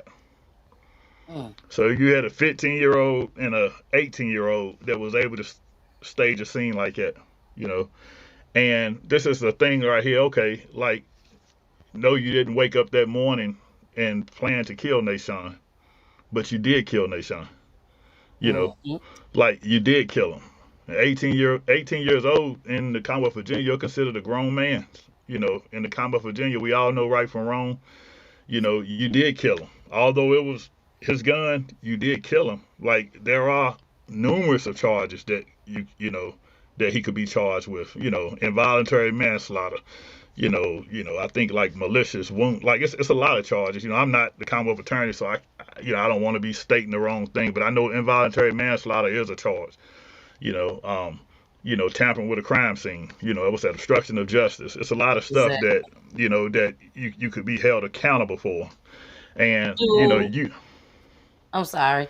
Do anyone know you, LaCiann, or Jamar, or even AD? Do anyone know how NaSean got this gun? Because he was only 16 years old. Yeah, I let Jamal look into all of that because, like I said, I didn't even know he had the damn thing. No. So when he started talking and going through it, what I'm saying, ain't nobody even really even say who he got it from. And then for what they call it, it's a ghost gun, which means there's nothing after that to anybody. Okay. So it just. Okay. Go ahead, Jamar. But like when I first started the case, and his sister, she was honest with me. She told me, she was like, I did take him to go get the gun. She was trying to be a big sister and protect her brother and not tell mama like my brother. She was she's trying to be a big sister. And I think it was just a lesson to be learned from this. It's like, times like we just we got to tell. You know what I mean? Like, there's so many things that he could still probably still be here that happened that could have prevented it. But the main thing is that somebody need to be held accountable. You know what I mean? Exactly. Somebody Like, did you this. know, like, because it's I probably know 30 kids right now that got a gun, and they all still walking around Roanoke. You know, Mm-hmm. that don't mean they shouldn't be here. You know what I mean? Like, when you talking to somebody, if not every Saturday, every other Saturday, and I mean they living and breathing football. You know, thinking they got some muscles. I mean, just, holding up this little muscle every week. You know, wanting to do push-ups in the middle of the movie theater. You know what I mean? And it's like you're talking to somebody, and you're like, man, I can't wait to see where this kid ends up in 5 years. He's telling me that he can throw a football further than me, and I'm like, well, dang, you must can throw, and, so I'm actually looking forward to seeing, what he's going to do. And what I'm hoping for, today, on this platform is I'm hoping that the two mothers of them other two young men see the pain that LaCiann is going to, because guess what? Them two mothers gonna still be able to hug, kiss their son. They'll still be able to support them, even if they do have to go do time somewhere. She's not gonna be able to get that back. No amount of time that they get will ever bring her son back. I'm just hoping that them mothers will be mothers and not be friends, and hold their kids accountable. You know what I mean? Like, a lot of times, nowadays parents want to be friends. They don't want to be the parent. So by the parents wanting to be the friend first, the kids don't respect them as the parent, you know. So, and I know that one of the parents know exactly what happened. Like, I've had multiple people come to me that she's telling her kid, like, her kids not to say anything, but you don't want them carrying around that guilt, because you're not gonna like the karma that God gonna bring back around, you know. So I wish that they would just say, look, we gonna help this woman get, some type of, healing power. Like, we're gonna go, and we're gonna go downtown, and we're gonna tell the truth, and just they can still hug and kiss their kids. Nothing from tonight is going to bring NaSean back. But I'm just hoping that these parents or relatives of them is going to see this, and they're going to understand that there has to be accountability. You know what I mean? Like, accountability. Like, we got to have accountability. Like, people like to be quiet on a lot of stuff, and I don't know if y'all can see this, but ever since I got my little fed up bracelet, I normally wear it every day, because, like, you fed up with a lot of the BS going around. And hopefully, that this can help bring accountability, because, she hurting. Like, and, Yes. and a lot of people try to tell her how to act, what she should say, and you cannot tell her how to act and what she should do if you have not went down that road. Exactly. Yeah. So what we're gonna do now, you guys, we're gonna go into this last clip. When we come back, we are going to give Jason and Charlotte the opportunity to speak and say, whatever is on their mind as well. So here we go. Of the violence, and enough is enough. It stops right now. With candles in their hands, our praying will not be in vain. Community members prayed for victims of gun violence and their loved ones. Have your way, Lord.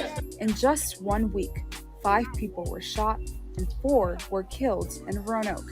This around here is ridiculous. It gotta stop. Like, every week somebody is dying, and it don't make no freaking sense.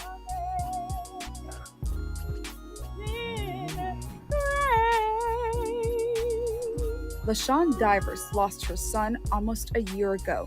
She says he was 16 when he was shot and killed while laying in bed.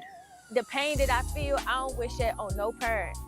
This pain, like missing your child, wanting to hear their voice, wanting to smell them, wanting them to call your phone, just fixing them their favorite food. Divers says gun violence has only increased since her son was murdered. Now she fights against the violence in his memory. Anytime that something goes on about gun violence, anytime there's something said, if I can come and I can say my son's name, NaSean, I'ma stand there and do that for my baby. Amen. FedUp co-founder Rita Joy says it was very important to host a community prayer and show unity. To make sure that the city understands that we have had enough. We are fed up with gun violence. Divers would like to see more investigators hired to solve crimes and wants the community to start speaking up. Because if it was your daddy, your brother, your cousin, your sister, your mama, you would want somebody to say something and give them justice. Or even though it's not going to bring your family member back, you would want somebody to say something and speak up for them. Joy says the anti-violence group will host a vigil in every quadrant of the city. In Roanoke,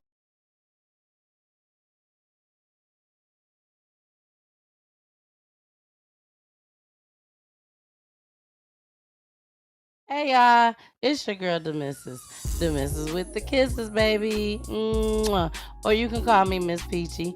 Thank y'all so much for tuning in tonight on Peachy News Edition. One of my favorite editions because we have the families that come on. So if you are a special guest family on tonight, thank you so much for joining us. And most importantly, thank you for trusting me with your loved one's story. We also got my co-host Jason. What's up, Jason? And we also have our counselor lady, Miss Charlotte. Hey, boo. Thank y'all so much again for joining us each and every Wednesday where we turn our platform into the family's platform. So make sure y'all tune in 9 o'clock p.m. Eastern Time on Roku TV live. Also live on YouTube, Facebook, Instagram, and Twitch. I love you guys, but we gotta. I don't know what's going on. Why I keep cutting off like that. AD, was that you in the video? Was that AD standing next to you? No, unfortunately, no, it wasn't me. That was another mother who had lost her son. Her name is Denasia, Oh, and her situation is also another one that's the city did her wrong. Her baby was young, and he was was at a neighbor house, and somebody, a little kid, had took her son's life, and oh wow. they didn't hold anybody accountable. And just last year, the gentleman that owned the gun that she was trying to get charged at the time for her son ended up going over to one of these gas stations and taking a man out. Mm, And now he's in jail, okay. and all of that. But that just shows you the way that the city doesn't handle things appropriately. Because if he was taken care of then, he wouldn't have been out here to do something to somebody else. Exactly. I also feel that if they turn around here and they really give these people what they deserve, an eye for an eye and a tooth for a tooth, people will stop going out here feeling like it's okay to shoot people and get away with it. But just in my son's case, hey, somebody killed my son 3 years ago and they still out here living their life, going to CC's, going to cookout, still got his mama, everybody's still out here like, everything is okay. And I like Jamar was saying, somebody needs to be held accountable, because I know if it was my son and he was there and something had happened, I'm pretty sure they would be knocking at my door trying to be like, somebody need to say something, you need to do something, you need to make your son do something, you need to say something. And both of the mothers know me. Like I said, Roanoke City ain't but so big. One of them I went to school with. The other lady, you watched my son. You watched him. You babysat him when he was little. You did all of that. Girl, don't tell us this. And it was your son who felt the need to pull the trigger and do what he did to my child. And you did not send a card. You did not send no flowers. You did not send a cake, a pie. You didn't even make your raggedy son go down there and confess to what he did when you already knew what was going on. And even the person who tried to fix everything because he was just scared to go to jail. You think my son wanted to die? You don't think my son won't scared? You don't think that, his life flashed before his eyes? So even if y'all do go to jail and y'all get years, you know what? You still get to get out. You still get to call your mom on the phone. She still can come down there and put money on your books. She can still visit you. She can still do all of that. Y'all want to know what my son is? In this arm right here. I can't. Hey, he can't reach back out to say nothing. He can't say, "Mama, hey, here I come. Let me come back." I can't take him back to the Potter house and put him back together again. I can't do none of that. My baby is gone forever. So if you don't have your child for 15, 20, 30 years, whatever it is, you still get to lay eyes on him. You still get to be able to go see him. You still get to have your child, even if he behind bars or whatever. So I feel like at the end of the day, somebody, like you said, need to be held accountable, because we all know growing up, you kill somebody, you go to jail, right? You play with a gun, somebody liable to get shot, and my son was the one that shot. My Exactly. son is dead. So somebody need to do something. Now we do have audio, correct, Jamar? Now is this the audio of a confession? Yeah, just play it and just hopefully that the moms are listening. Just go ahead and play it. Okay. Before I play it, because I'm putting on the screen that the audio is coming. Before I play it, I want to bring up my peoples. So let's start with Charlotte. Charlotte, what do you have to say, boo? You on Um, mute. just thank you for sharing your story. Thank you for sticking in, Mr. Jamar.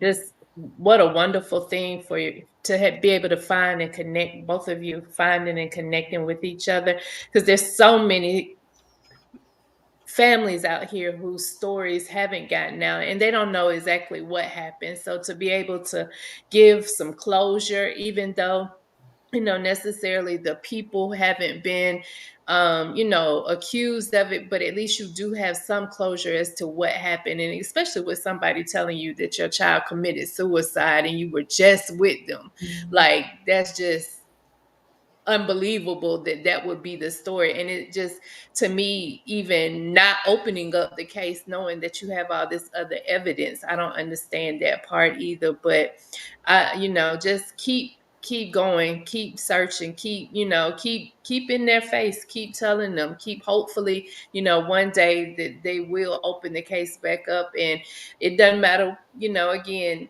I know kids will be kids, but at some point, as I work in the school system, but as I tell them, it's like a ripple. Once you throw that rock and that ripple keeps going, it doesn't stop. So it just keeps going. And sometimes it catches back up with you. Mm-hmm. You better say Mhm. that. I hope y'all heard her. God don't like ugly. That's y'all school counselor. She may not be at y'all school right now, but she's a school counselor lady. And she has said what she has said. Okay?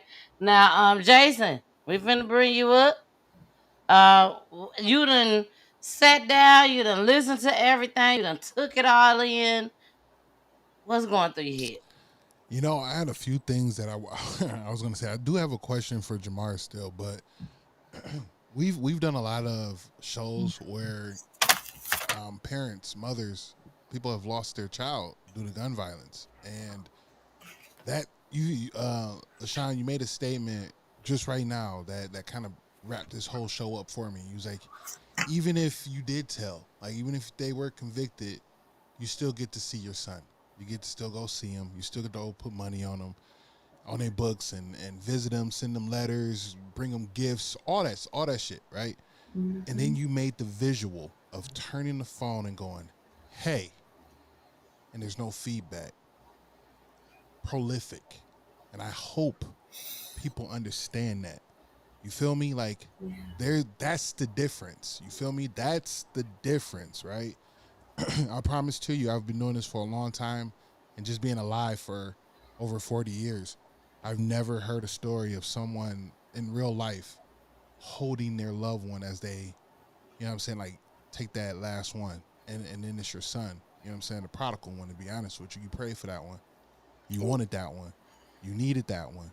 And for that to happen is insane. So I hope that you guys realize, like, every parent that been on here, every mother that's been on here, every father that's been on here that has gone through this has that right there.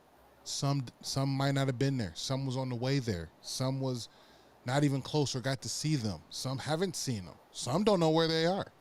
You know what I'm saying? Like, realize that stuff, right? So this is something that I'm really taken aback by, and I thank you for being so vulnerable with us and being as candid as you are and still holding it together the way you are, because that is a true superpower, and that just shows you how truly gifted God is, because he's giving you a glow and a light on you that I haven't seen before.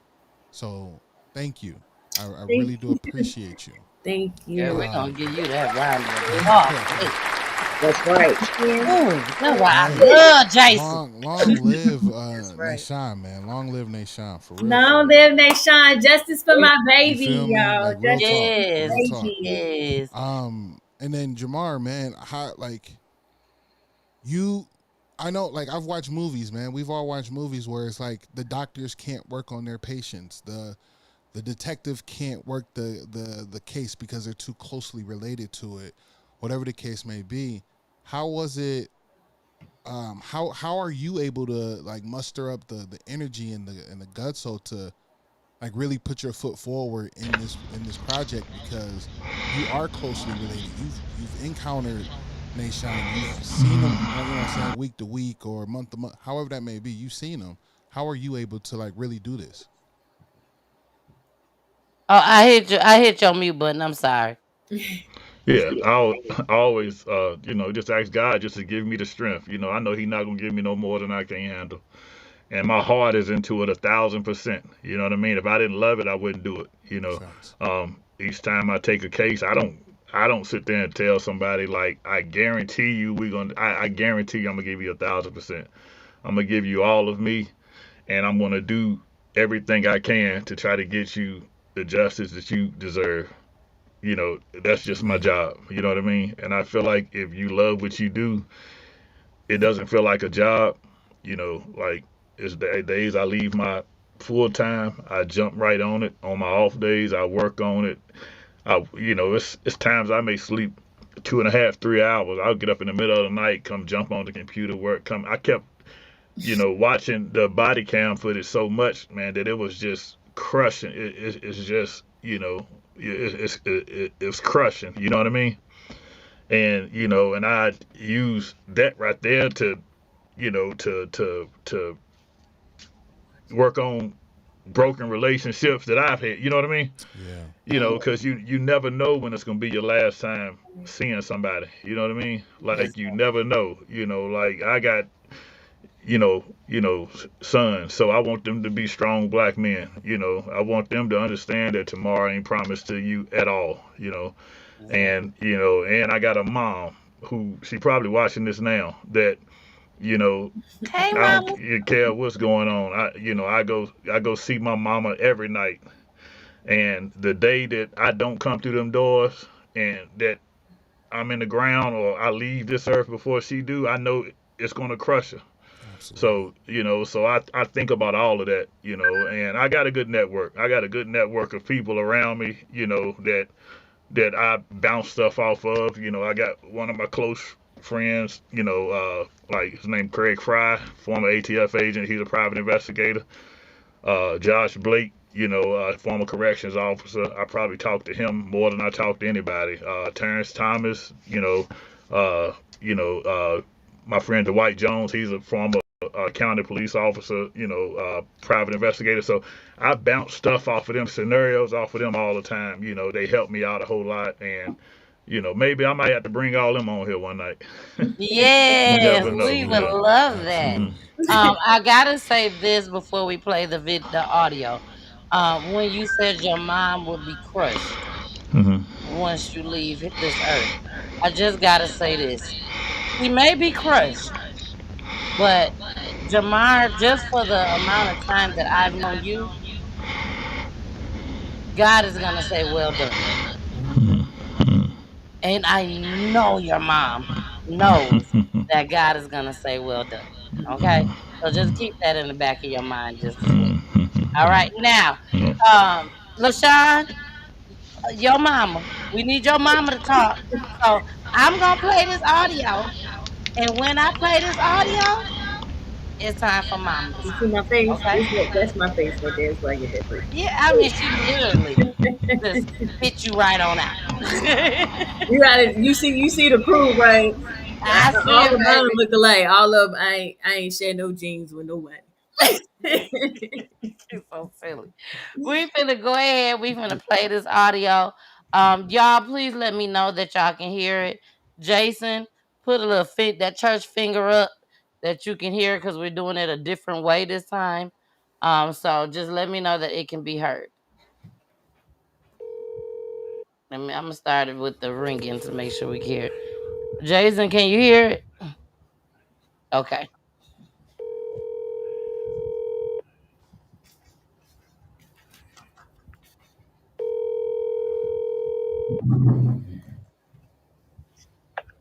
Hello. Hey, Tashawn, let me ask you one more question, bro.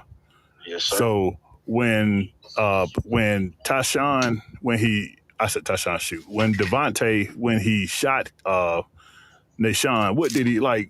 Has he been threatening you? Like, because I want to make sure that you good. I want to make sure that he's not threatening you or anything. Nah, so when it happened, like he was, I ain't even gonna lie, he was like more scared than I was. Like, okay, like oh snap, like what just happened? Like, so how come you think he didn't tell the truth from on the first time? He was just scared. Yeah. Okay. All right. So after he shot him, he just went into cover up mode? I wouldn't even really say that because Vaughn is not. I know Vaughn. Vaughn is not no. Oh, I'm gonna cover up. I feel like he wanted to say something, but like he thought he was gonna get charged. Yeah. Okay. Yeah, I understand that, man. And he's a kid. I mean, I would be afraid too. Like, you know what I mean? But he didn't maliciously like say, I'm gonna kill NaSean today. That was his friend. I'm sure he loved him. You know what I mean? But, he still want to tell the truth because, so NaSean can rest in peace or his family will have closure. So I appreciate you being honest with me, and I'll see you Sunday at 11, okay? I probably just need maybe 15, 20 minutes of your time, and then that'll be it, okay? But thank you for being honest with me, man, because like I said, I knew Devontae shot him. I just needed, an eyewitness to be honest with me and tell me the truth because, if the shoe was on the other foot and it was your family I was working for, I would do the same thing for them. And I appreciate you being honest with me, man. And I'll see you Sunday. Yes, sir. Okay, take care. Whew. That's heavy. That's real heavy. I don't know no other way to say this. Jamar, why this ninja ain't locked up or why is he walking free?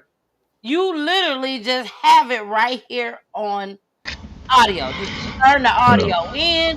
Did you hold on to it for Peachy Tea Tyme? Why why he ain't locked up? I turned in, everything within 48 hours, Of course, I called Sean, let her know what I had. I turned everything in. And like I say, I don't know. I'm just hoping that, like I said, this right here will reach the parents of both of the young men. And they go in there and slap them upside the head and drag them downtown. That's what I'm hoping for. Like, Okay. hold on, Jamar. Hold on. Because if it was little Benjamin. Hold on one second, LaShawn. Hold on one second. Hold on. Hold on. We just heard this video, this audio. When was this turned into the police, detectives, whoever it's supposed to go to? When was this turned in? And Jamar, please tell us if you can. What did they tell you when you turned this in? They just told me that they would follow up on it. That was the the conversation I had with the detective. He said he will follow up on it, and that's all I kept getting was that he will follow up on it. I will follow up on it. I'll follow up on it. I did hear that he went and spoke to the actual shooter and spoke with him, and then everything went radio silent. But of course, like, listen, I've made this clear. Like, I'm not going to dog Roanoke City Police Department because like I understand what it takes to build a case, and I do understand that it may be something else that they require. I felt like I gave them enough, and I'll stick by that to the day I leave this earth. Like, y'all heard, everybody heard it. I don't know what else they need. I felt like, honestly, that maybe the state police, and I've voiced this, the state police, Virginia State Police could actually just redo the investigation and take it over. I'm pretty sure they'll come up with the same results that I got. But I have the slightest idea. Like, I gave 1,000% effort, and I know that that boy was telling the truth. He was telling 100% truth in there. Like, it was too much conviction in his voice. He even told me afterwards. He's like, it felt good to get that off my chest. I'm sure it did. I relayed that to Sean. Like, he did. But like I said, I'm not going to bash Roanoke City Police Department. Like, hopefully, the parents will hear this. That's my whole thing. Like, I'm just hoping a parent will feel Sean's heart and say, I can't believe that something I birthed into the world brought this woman that pain. So I want them to be held accountable. That wouldn't mean they don't, the guy that killed the Kirk guy, his dad was the one that ultimately turned him in first. You know what I mean? Mm-hmm. So like, and I'm in court every week for other type cases, and when I'm in court, I see a lot of cases get dismissed for people just refusing to talk, people not showing up for court, stuff like that, and that affects a whole lot of cases because ultimately, a lot of the cases out here that's open. I know, Sean said it's closed. We're not claiming that, because we know that, that God opens a lot of doors that seem closed to us. But on a lot of cases, people, like, they just don't want to cooperate. They don't show up for court. They'll call Peter, Paul, and Tom on the phone and talk about, oh, I know who killed this person. I know who done this, but will not stand up in a courtroom, and tell the truth, It's not snitching when you see a woman whose heart is completely broken. Like, I know these kids have told this story to other people. So if the more people that come forward and say, okay, yeah, I was told this story, it's things that only a killer would know that other people know pertaining to not only this case, but other cases. You know what I mean? So if people start to open up their mouth more, come to court, testify, that's going to help solve a lot of cases. Instead of people just sitting back whispering and talking about them, people need to start standing behind their word.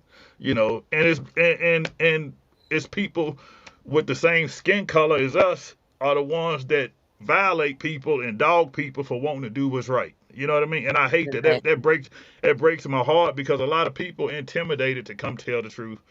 And they're sitting back like, if I say something, man, I'm going to be looked at as this. No, you need to tell the truth. Like, tell the truth.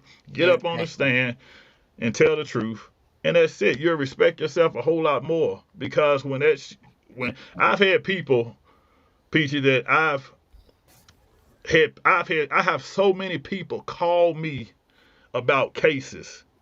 And what they tell me or the evidence that it'd be right on point with something. But they will not go and testify to it in court. And that's what hurts a lot of cases. You know what I mean? Exactly. I'm going to go ahead and let LaCiann's mom speak after the audio that she heard. After that, we're going to go into our tribute video. And you best believe me and Jason got something to say before we play this tribute video. So, Mama, You heard the audio. You listened to everything that we had to say through this entire show tonight. You didn't say, hold on, I got something to say. Let me cut y'all off right now. I'm the grandma. Let me say this. You ain't do none of that. You sat back, you listened, you took everything in, and then you hear this audio. Please let us know how you feeling right now. And what do you want to say at this time? My feelings cannot actually be put into words. He was my heart. I have 4 quadrants of my heart. And all my grandkids is in each quadrant. So a part of my heart is missing. The day it happened, I know this sounds crazy, but I truly believe that God don't make no mistakes. A week before, and it was a Saturday, and I saw him. And I was sitting at the machine sewing, and out of the blue, I saw a vision of my grandson laying in the ground. And my daughter was screaming, call 911, my son been shot. It was so real to me.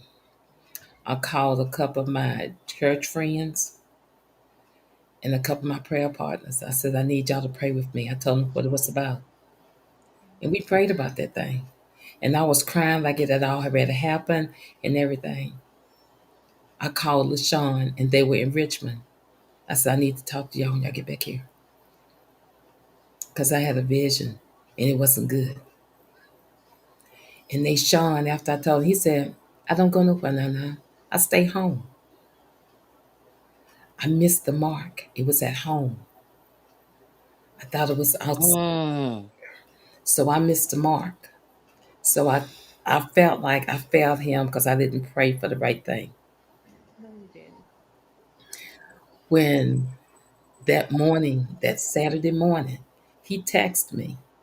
There were lots of times he would text me and say, you up? And I would say, yeah. What's up? What's going on? He said, you hungry? I would go and get him while everybody was asleep at their house. And we would go to IHOP and eat. And I would bring him back home and he would go to bed like he had been in bed all night long. So that morning, he texted me and he said, Nana, you up? I said, yeah. I said, you want to go? He said, no. He said, can you make me some sausage gravy? And his favorite was homemade sausage gravy and homemade biscuits. I said, you got it. So I got up, made him some homemade sausage gravy, made him some fresh butter biscuits, had it all ready for him. And he was excited about it. I came over to the house. We were sitting down, we were talking, and I had this weird feeling. I saw that little boy, and as many times that I have been at this house, and that boy would come by, I would never let him in. So that morning, he has never said my name, but that morning when I saw him, and he was coming up the steps, I said, "Well, that's awful early for him to be here." And the child said, "Well, Mom, he comes over here and then." I said, "No, it's just isn't right." So he looked at me dead in my eyes and smiled and said, "Hi, Nancy." This boy has never spoke a word to me. And I looked at him and that feeling came over me. And I looked at LaCiann. I said, "Get him out of your house." I said to him, "Get him out of your house." She said, "Oh, Mommy, you just being mean." So all that day, I was like really edgy. I didn't feel right. But I thought that everything was going to be okay because he called me. He said, "I'm going to come over your house. I'll probably spend the night," because he was supposed to be helping me out that Sunday. And it's weird because I went to sleep around 7:30 and Sean called me around something after 10 and told me that he had been shot. It took everything out of me, but I knew that I had to be there for her. It took everything out of me because when I saw that boy, I knew who he was. It took everything out of me to not be behind bars wearing the orange jumpsuit that I see the people on my job wear. It took everything out of me to the fact that these same people that I work with looked at my grandson as just another black teenage boy that's out here and he just got shot, just a typical gangbanger drug dealer. And I expressed that. It took everything out of me to not have a voice for my grandson. I even told the officers that, I said, what are y'all doing? This is a crime scene. The woman looked at me and she said, either you get back or I'll have you arrest. I'll arrest you. I said, well, have at it. The boy that I had never seen before had came over. And then all of a sudden they let him go. Now, you said the same people that you work with. I worked at PD for about 6 years.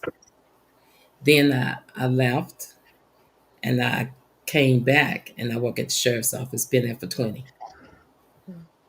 Wow.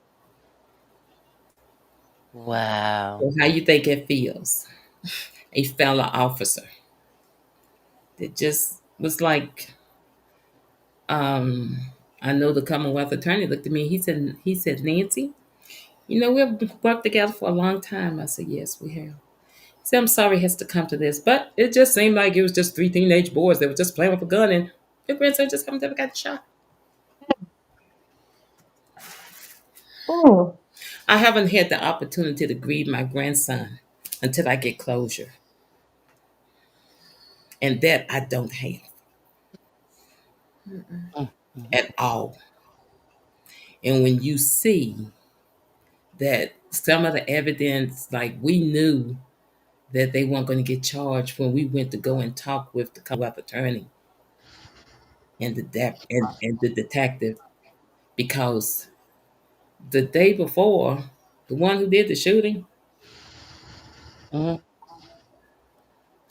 actually texted someone, I just beat a murder charge. And we brought that with us to the meeting. And it was looked upon as, oh, well, And when the threat was sent, you know what was said to me? Well, your granddaughter had responded back as a threat as well. How was she supposed to respond? Wow. So yes. Hmm. Am I bitter? Yes. I'm very disappointed in the system that I worked for and still work for. And still work for. Because I'm just another black female or person or whatever they call us.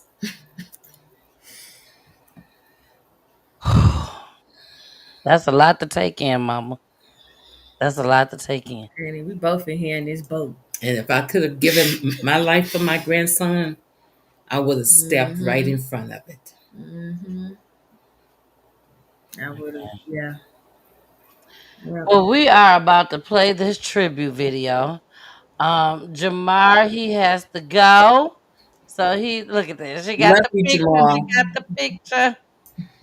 Because I had to make sure my baby walked across stage and got his diploma, regardless of what it was. We made this thing happen, honey. So Amen. I just still had that. This is another piece of a part of his life that in real life I didn't get. I didn't get to get his cap and gown. I didn't do that. But did I walk across stage for him? Yes, I did. We And all he has did. his diploma. Yeah, he got it. But this is the type of stuff that I've had to go through that they got the opportunity to have with their son. This is me getting my baby's diploma. And then I gotta walk around with pictures and stuff in his life. Baby, It's okay. Jamar, is there anything that you want to say before you I leave? love you, I'm out of Jamar. here. Yeah, we love Jamar. Thank you, Jamar. Hey, make sure you be dodging them bushes, though. You know what I'm saying? Now, thank you for having the Divers family on here. Thank you, Miss Nancy Divers, for you know holding her down tonight, making sure she be good. You already know. Yeah, you I You done did real Jamar, great, good. what do you strap her LaCiann. mean? down. What do you mean, Jamar? I am a good citizen. Yeah. But no, I really appreciate y'all, and thank you so much. And I'll talk to you later on in the week, Miss Davis. Okay, All right. and y'all All take right. care. Thank you All right, so see y'all much later. for showing up. I All right. really, really appreciate it. Okay. Now, y'all, we about to go into this tribute video.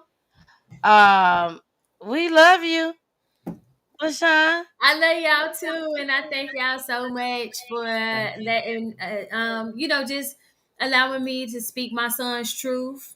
Um, of course, like they say, the streets talk. It's Yes. always, I think this what they said. No, I heard. It ain't no more questions after today. There you You know what go. I'm saying? I've done everything that these people have told me to do. I've followed all the protocols. I have went back. I done went to city council. I didn't talk to the mayor. I didn't turn around here and try to get them to reopen my son's case for the second time, and y'all still telling me no. I did go to the state police, and because the Commonwealth has already denied me twice, they're not going to reopen up. They not going to investigate it just because they still got to turn it back over to the Commonwealth. So if he didn't already denied it 2 times, they not going to open my son's case up. I'm at a door again. I'm at another wall. I don't know. And now I feel like I'm at the point where I'm standing on top of that wall and I'm hollering to be like, somebody help me. Get my baby his justice. This is not right. This is not fair. We're all broken. Everybody, our family dynamic is nowhere near where it was. We lost him, and it the family dynamic is not what it is. The holidays ain't the same, ain't nothing the same. And it's like now for birthdays, we got to have memorial parties and stuff like that. Like that's whack, So I'm just hoping that from this, that something positive comes out. I'm hoping that justice is served. I'm hoping that, you know, even though, like I said, it's not going to bring my baby back, somebody is being held accountable for my child not being here, and I can try to move on. Every day it's like my baby died yesterday. Like I said, I could tell you I tell you everything. I could tell you what I had on. I could tell you what it looked like. I could tell you what drawers he had on. Like I can. Yesterday is when it happened to me every day, and I get up every day having to start anew with this weight that's on me. Don't matter if I'm having a good day, if I'm, you know what I'm saying, I could probably win $1 million tomorrow and my heart's still gonna be broke. Exactly. So I just appreciate Peachy for letting me come on here, girl. We've been back and forth for many a months now. Many a months. Many a months.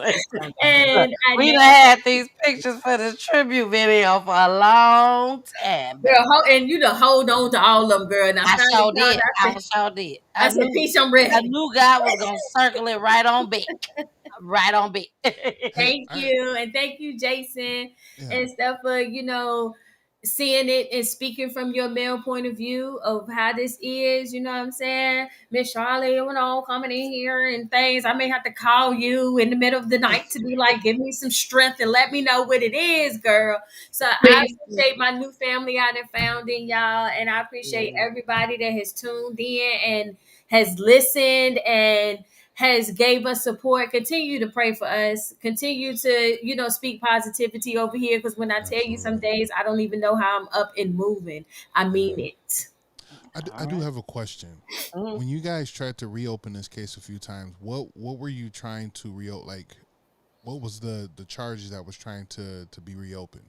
I just needed them to open up the case in general because they closed my son's case saying it was an accidental suicide. So I needed to have evidence to say, hey, it's not an accidental suicide. we ruled it wrong. Let's reopen the case and see what we can charge him and him with. And even with being presented with that, he gonna tell me that there's nothing that a private investigator is gonna be able to tell me that my certified officers haven't already given me. And I said, did you even open the folder? Did you even look at it? I mean, what is there? What is there that's going to be any different?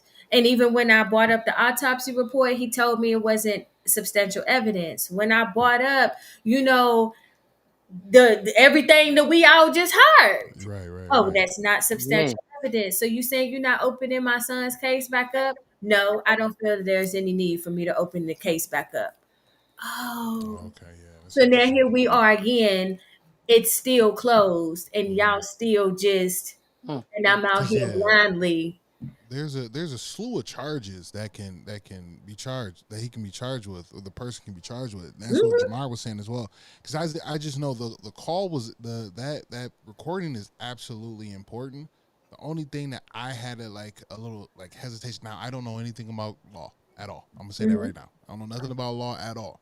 But I do know about questioning, right? And his questions did have a tad bit of leading to it, instead of it being more of that young man being open to it. So I know that call is important. Yes. But it wouldn't hold a lot of weight. But we have stuff before and stuff after. And that's important. You know what I mean? Is important. Y'all just got a snippet. Yes, ma'am. But there's a whole lot. If we could be here for hours. Yeah. But we have, you know what I'm saying? Because we got body cam footage. We have a lot of stuff that was just a everything that we got going on. So it was stuff that led up to that. There were conversations between them that led up to that. There were visits before and after that led up to that. Either way, there's a slew of charges that can be put against that young man. So that's where we get into this conversation now, right? With Peachy and I, when we get into stepping into this aspect of what is to say before this tribute, because you know what? We don't need no more evidence. The truth is out there. The truth is out there, and young man, it is gonna catch you one way or another. You hear me? And the worst part about it is, let's say you do live a fulfilled life, however old you get to be. You know what's gonna happen is some dreams. It's that thought process. It's that, ooh, I can't live with this no more.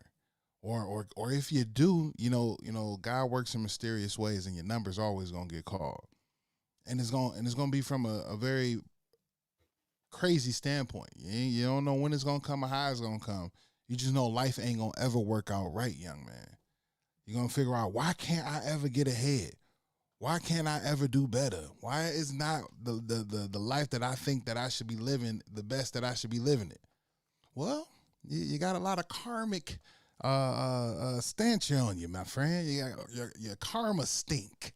You hear me? You're stinky out here. So, you know, I don't wish you anything. I don't wish you well. I don't wish you your health. I don't wish you peace. I don't wish you peace at all. Not at all. I hope that every day that you go by, you're worried. You're looking over your shoulder. You're nervous. You got IBS syndrome. Your bowels are messed up. Like, I wish all that, you know, in the chronic, right? Respectfully though.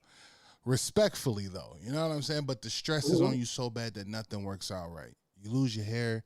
You're overweight. Your belly's big. All that. Everything you could think of, I wish that upon you, young man.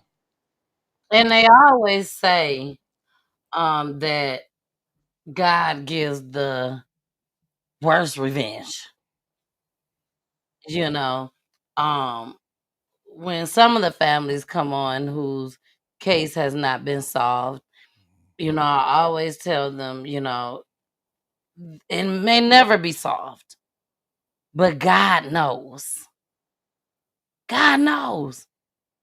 And that person may wonder why my finger fell off. Why I only got one leg now? Where my arm go? You know, just anything. Why I'm cracked out? Why I'm strung out on these drugs? Like, what is going on with me? You know what I'm saying? Like, you just never know. But I gotta say this. I don't think that these boys was in this room and said, hey, I want to take NaSean out. Today is the day he need to go right now. So with that being said, you could have just got 1 year, 2 years. I'm just being honest. It's messed up. But let the truth be the truth. You could have just got 1 year or 2 years. But guess what? Because you decided not to just turn yourself in and say, I surrender, Lord. Now you finna go through this karma for the rest of your life. And karma has no timestamp. None. So there you go. So forbid you have It children, even young falls man. on your children, and It goes so we the have to. whole lineage. Yeah, we got to really be careful about the things that we and I know that as children we make dumb decisions and dumb mistakes, but we still got to be accountable for those things that we do. And being accountable, you never know what could have happened, what could have possibly come out of it, but just giving a mom some peace and some solace, knowing that, hey, I was a part of this, I turned myself in, and I'm so sorry. I'm so sorry. I did not mean for this to happen. I did not plan for this to happen. Exactly. The parents out there, the mothers and the fathers that know their child did this. Take your child down there. Don't help letting them suffer for the rest of their life, because baby, they finna suffer. They finna suffer. And this goes to teachings, right? Like, let's start teaching our people about accountability, right? I know we speak that a lot. I know Charlotte. It's the buzzword. It's the buzzword. It is a buzzword, but what it is consequences and repercussions, right? Yep.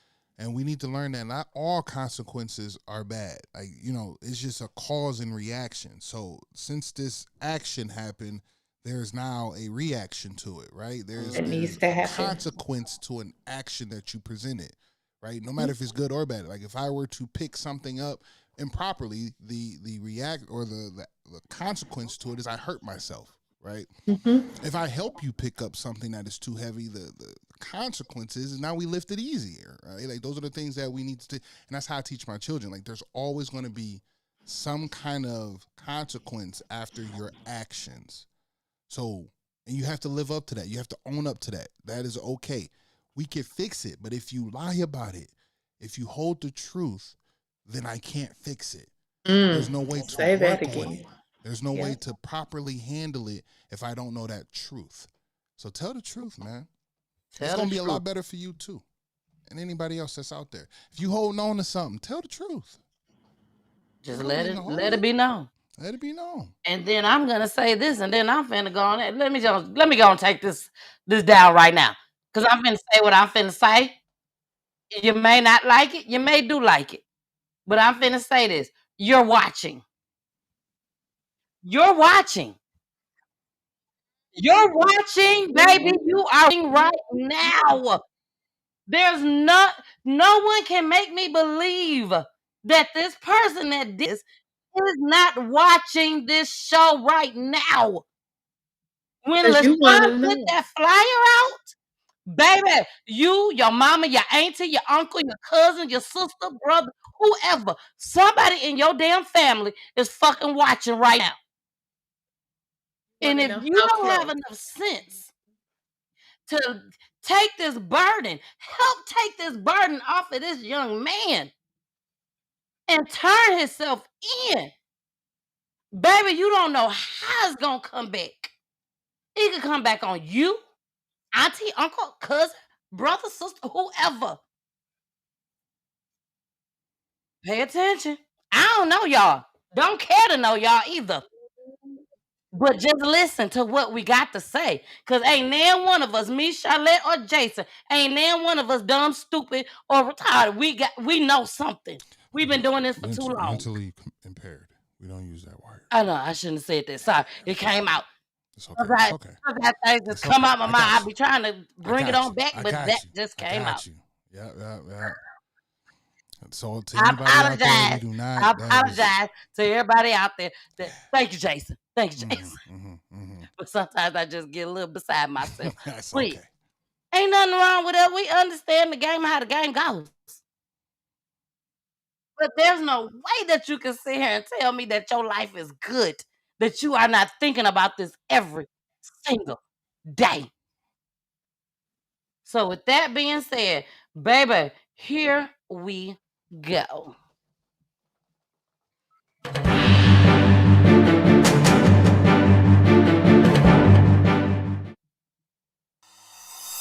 Ever since you were taken away from us, I've been shedding tears, having sleepless nights, wishing you were still here. Feel like I lost a while when I lost you. Feel like I couldn't go another day without seeing your smile. Yeah, I swear it's hard missing you every day. So unfair. I feel this way. Yeah, I wish I didn't lose you. Asking God for strength each day to make it through the season. Can't stop these tears from falling. So bad, I just hate the reality that I lost you. You was my everything. You made my life complete. So when you left this earth, it seemed I lost everything in life. 'Cause you were my heart, and now it feels empty. I wish God would give me one more chance to see you again, but it wasn't never meant to happen this way. I wish you didn't leave me so soon, but so unfair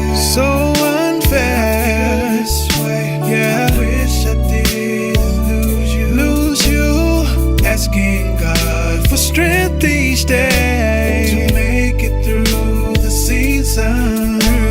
Can't stop these tears from falling. So yeah, I just hate the reality that I lost you.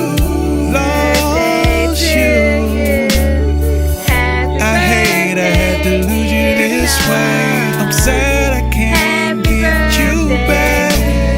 Missing your smile. It's the sweetest and you holding me. Happy to the birthday. Say happy to the birthday. You so badly. I'm missing you. Yeah.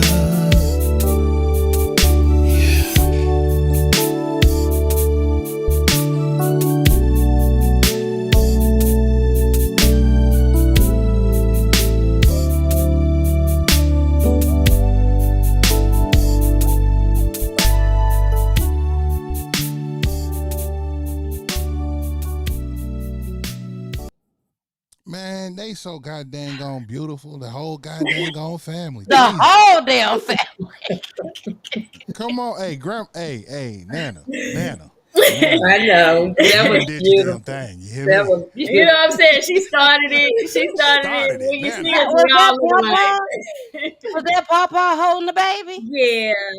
Baby, when Papa showed up with that baby, because I could see everything. Everybody that's watching can't see everything, but I can see everybody down at the bottom. When Papa came up holding that baby, Nana was like, she just broke me with that. She ain't know none of the pictures I sent. And like I said, that's a Peachy honey. I've been sending her a little bit at a time, a little bit at a time, a little bit at a time. And I know that we gotta get ready to get off of here, but I just want to show people my baby setup. Please Because I just be like, it's real, and this is kind of how we gotta talk to my baby. We come in here and we talk to him, and he is up here. So wow, this is my baby's little setup. Yes, So beautiful. this is where he's at. And then we all add little trinkets, like if we got little stuff going on and things and functions that he's not here for. We'll add a little bit here and there, and got some flowers. I'm trying to get some greenery going on. They've been hanging in there since he been gone, honey. So I'm like, if I can hold on to my 2 plants, I'm gonna do that. But this is Yes. how we come and we talk to him. I open the windows up every morning. I say good morning, give him a kiss. I say good night, give him a kiss. When his sister wants to talk to him, she come in here, she talk to him. And once again, my thing is, y'all still can touch y'all's babies. This is how I got my son.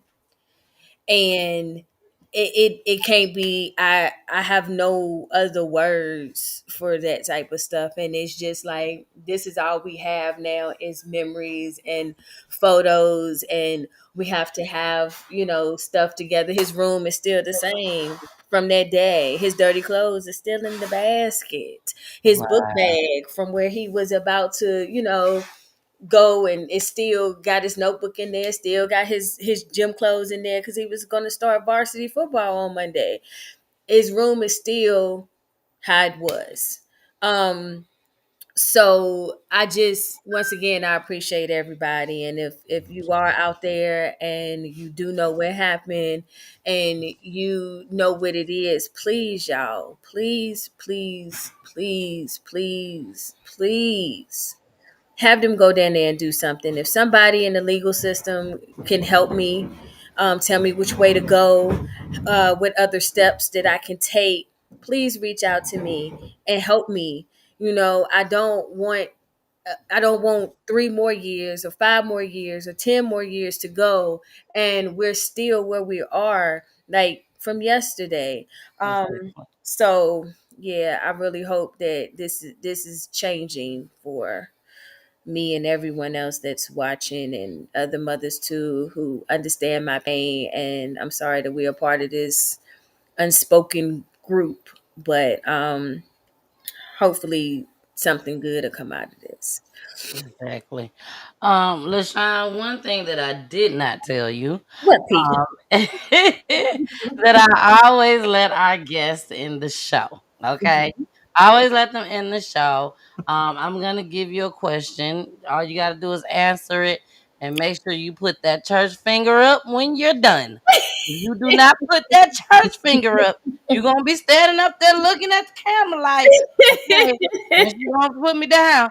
When she I'll gonna make put sure me I do the down? church finger and not the devil finger. Church So finger. I got you. Oh,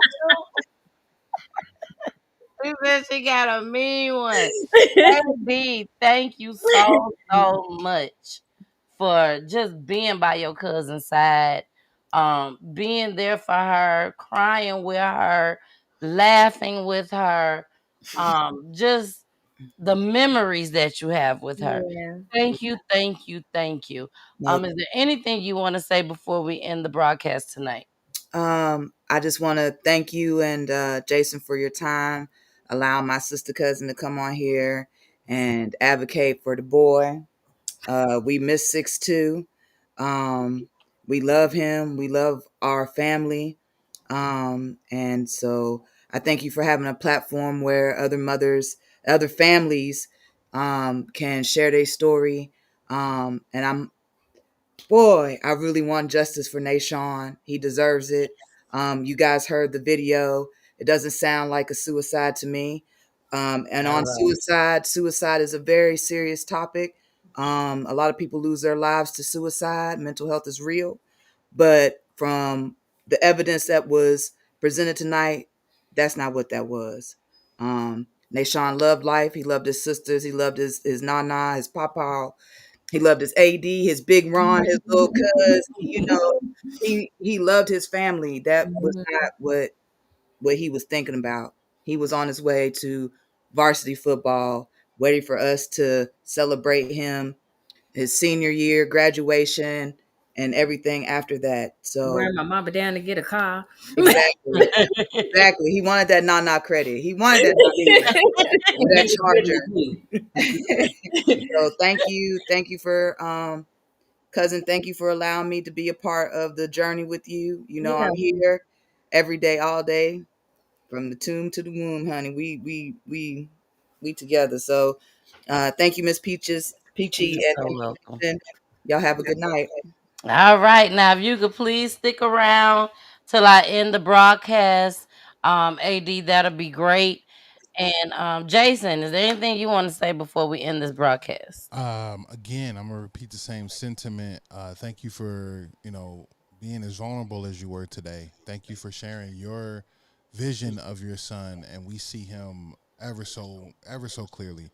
You're exactly you showcased him exactly how we would imagine. I would imagine, I should say. You know what I'm saying? So, yeah, I could picture this 6'2", lanky Lockhead doing his, like, you know what I'm saying, real light skin too. You feel me? Like, you know what I mean? Tell him, you know what I'm saying? He in his bag with it too, probably squinty eyed and everything. You know what I mean? One of those. But you seen him, and he So definitely was a fine specimen. the whole family Yes, is. he You feel was. me? So I love that. I love the energy that you still possess. So thank you for still pulling wherever that is coming out of, and showcasing it to us exactly who you are. So we thank you so much for being here and sharing this story. I hope this reaches as many people as it needs to reach. I hope it resonates with as many people as it needs to resonate with. Again, that I might even want to just clip that part, and if it's okay with you, to show the realness of, you still get your children. I don't have mine. Hello. And then there's no response. That is extremely impactful. I'm tearing up thinking about it again, because that is the truth. There's so many parents, and especially mothers, that don't get that response back again. They won't ever get that response back again. They only get what the good God gives you internally. No one else hears it. The other sisters won't hear it. The youngest sister don't get to share it again. They're gonna have their own representation of what that sound like. Yeah. However, some people still get that original feedback. So I hope that sit with you guys and resonate with you. And before I get out of here, I always leave with this: continue to be your absolute best, because being empowered starts today. We live life, we love unconditionally, and we seek growth. When we do all three, we're in our alpha state. Stay primal and get after it. Like my big brother TJ will always say, whatever you do, make sure you do it big. You know what I mean? Protect your peace and drink water. Protect your peace and drink water. God is absolutely abundantful. He loves with no measure. He's abundantful, and he loves with no measure. I'm going to let that sit with y'all. And with that, I'm out. All right. Boo, is Right. We made it, girl. We made it. We did that. We did that. And everybody else that been hanging in for 2.5 hours. I know. And when I tell you your people showed up and showed out tonight, baby, your village is big. Okay? These people weren't playing tonight. They was in the building. Thank each and every one of y'all for the support that y'all has given to LaCiann tonight and each and every night, day, morning. Y'all, I'm sure if y'all coming here tonight, y'all in her everything. Y'all there. Y'all just there. So thank you, thank you, thank you. LaCiann, this ain't the last time that we gonna talk. We already know that we I'm locked probably gonna in. talk to you this weekend, girl. Ain't no Exactly. We locked in. Probably, I'm gonna talk to you tomorrow, actually. Okay. But I want to say this. I cannot express that the way you told that story. Whew, it was heavy. It was heavy. Like you literally put us hanging off of your shoe. I'm gonna say that. We wasn't all the way in because we're not in your shoes. But baby, the way you told that story, our foot was hanging off from the back. You know how your shoe be too little and flip flops, and the back of your foot hanging off. That's where we was. Okay, I appreciate you. Thank you. You and a lady named Sonia from California She came on, she told her story. The hospital, it was during COVID when her son got shot.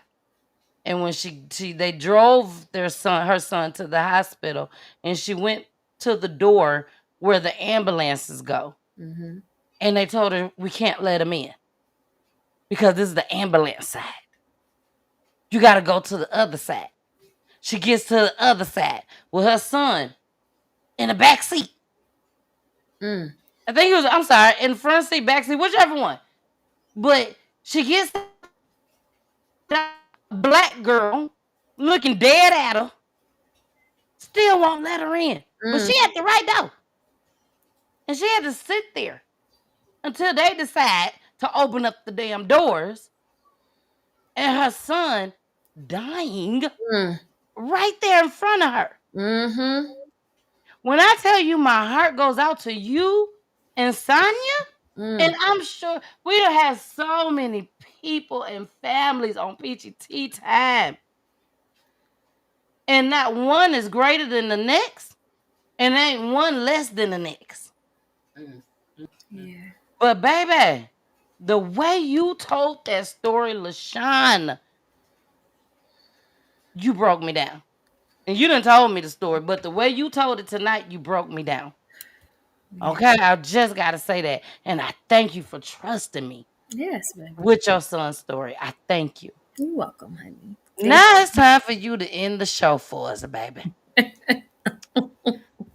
not going to ask you to talk to the person that did this. Mm-hmm. I'm not going to ask you to talk to them. Mm-mm. I want you to talk to his mama. That's who I want you to talk to. However way you want to say it. Because at the end of the day, that's her seed. And she need to be the one that's telling him, you need to go down there. Yeah. And it's accountability. That's what it's all about. So that's who I want you to talk to. Okay? When you're done, I need you to put that church finger up. Because I'm telling you, you'll be sitting up there just looking and staring. You'll be staring. Mama, she'll be staring. And mama, for you, my heart goes out to you. You are a part of them. You are a part of the police department. You are a part of the detectives, the FBI, all of them. You're connected through them. And for them to not give you what you needed for your grandson that's just like your own child, I know that got to hurt. And you still got to go and work with them. I know that got to hurt. But baby, if I don't know nothing else, I know you know God. I do. I know you know God. Because that's the only person that got you still going. Mm-hmm. You know, we still gotta live afterwards. Yeah. Mm-hmm. You know what I'm saying? We still gotta pay bills afterwards. That's right.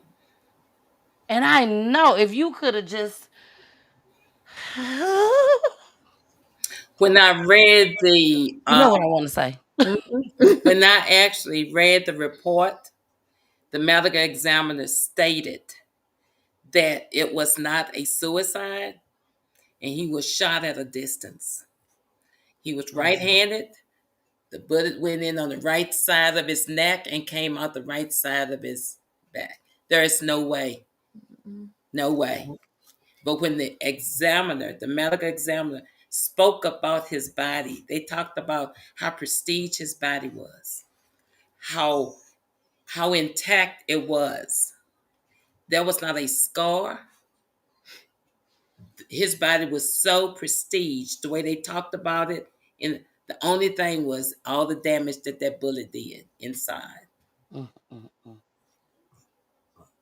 And to have his little sister, what I wanted to say was when we did his birthday and we do the balloon release, his little 4-year-old sister was like confused for a moment. She said, well, what are we doing? We were releasing the balloons up. She said, Are we releasing the balloons up to God? For NaSean, is he going to come back? So she thought if we release the balloons up, he will come back. He will come back. That Wow. you can't explain to a 4-year-old why her big brother isn't coming back, and why we're releasing a balloon to him, and she's thinking he's going to get the balloon and come back. Wow. And then when you have to turn around and go back to work and see my fellow officer, yeah. You know, you still working there. Everybody need their job and everything. I get it. So I ain't gonna even ask you to, tell how you feel and all that. Now, if we do a part 2 and we come back, Because then Peachy, I I think am we coming on back that. to do a part 2, honey. Because So something. if we could play the body cam footage, that would be great. If we could come back and do that. If we can't, I get it. Women, Yep.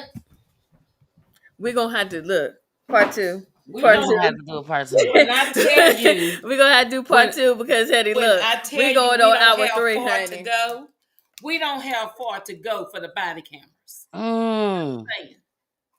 We don't have far to go for everything that is included. Okay? You got it all. Like I said, yeah. Well, LaCiann, we're gonna put together a part 2 to where we can spread even more awareness. Yes. And I would love, for your mom to be able to give more on how she feel. You know what I'm saying? Being that she still have to work with these people and help solve other people cases. You see what I'm saying? Yeah. So it's your time, girl. I'm finna pull myself on down. This was an extended show tonight. But No. baby, like I told you, I don't rush nobody when it's time for them to talk about their babies or Thank talk about their loved one, period. I Thank don't rush them.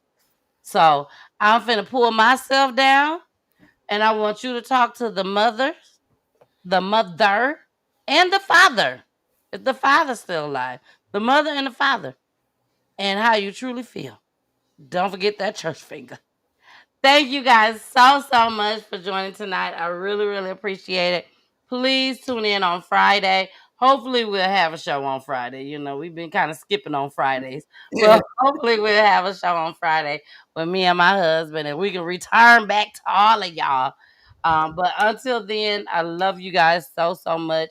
After LaCiann say what she's gonna say, we're gonna end the show with the tribute video again. And LaCiann, I will be sending that tribute video to you. You can have it. You can do whatever you want to do with it. It's completely yours. Okay. you. All right. And please stick around just for like a minute or two after I end the broadcast so I can talk to you guys. Okay. Okay. All right. I hope today was very educational. I hope that any questions or any reluctantly that you had in regards to whether or not you needed to make your son own up to what happened. This goes to both of the mothers because both of you guys know me. And if the tables were turned, I would have my son say something.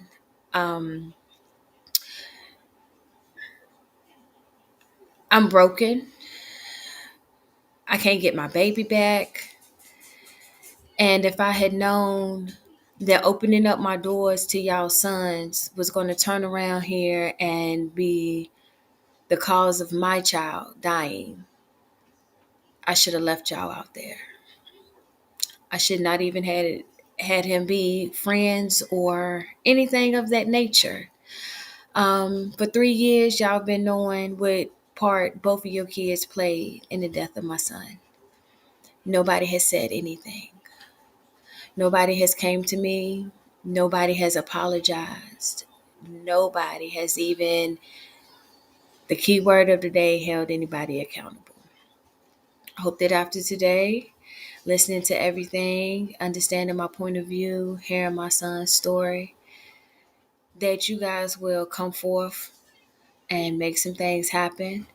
And if not, if somebody is out there that can help me get justice for my baby, help me get justice for my son. Help my family be at a little bit more peace than where we're at, knowing that we can't even go to the store on the regular, or we don't even go out like we used to because we don't want to run into nobody, and we don't need no problems, and we don't need no issues. So with that being said, I hope the Lord puts it on your heart. I hope that my son's spirit lays on y'all heavy, and I want what he's owed.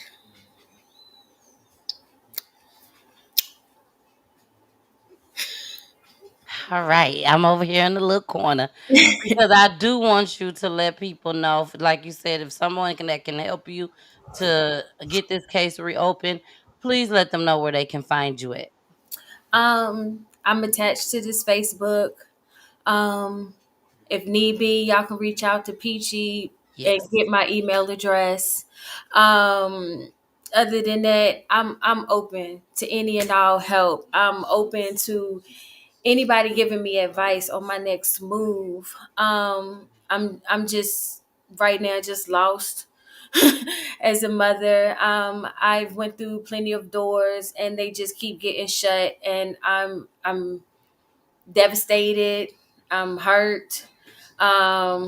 My heart is heavy, and I just need help. I never thought that I would be this stereotype of being a black mother whose black son is dead at a young age, and then to let alone turn around here and have the injustice part of nobody going to jail and my son's case is just out there. I never thought that that would be where I would be at. So just anything, any kind of help, if I can, if anybody is willing to even help me with how to help my daughters to even deal with this, because I sometimes don't even know how to function my damn self. So to be at the age that they were, to lose a sibling when it's always just been us, if anybody can help with that part too, I'm willing to listen and take it all in, because my journey isn't over and my fight ain't over. Amen. Amen. And I might be able to help you with finding someone that you can talk to, just as well, you and your daughters. Okay. Okay. So we are out of here, you guys. I love you, Love LaCiann. you. I love you, Mama. Me too. It was nice meeting you. Nice meeting you as Sorry it well. was on this kind of occasion, but it was nice meeting you. It was definitely nice meeting you too. And my prayers goes up, and they up and stuck, because I know God hears everything that's going on Peachy Tea Tyme. So I love you guys, and we're gonna show this video one more time, baby. This Rest in my peace, baby. That's NaSean. this for Justice Sean. for NaSean, baby.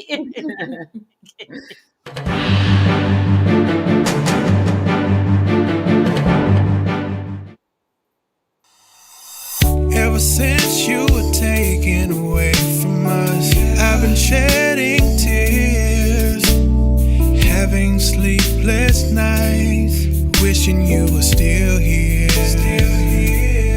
Feel like I lost a while when I lost you. Feel like I couldn't go another day without seeing your smile. Yeah, I swear it's hard missing you every day. So unfair.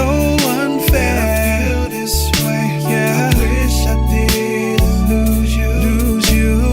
Asking God for strength each day to make it through the season. Can't stop these tears from falling. Missing you so bad. I just hate the reality that I lost you. You was my everything. You made my life complete. So when you left this earth, it seemed I lost everything in life. 'Cause you were my heart, and now it feels empty. I wish God would give me one more chance to see you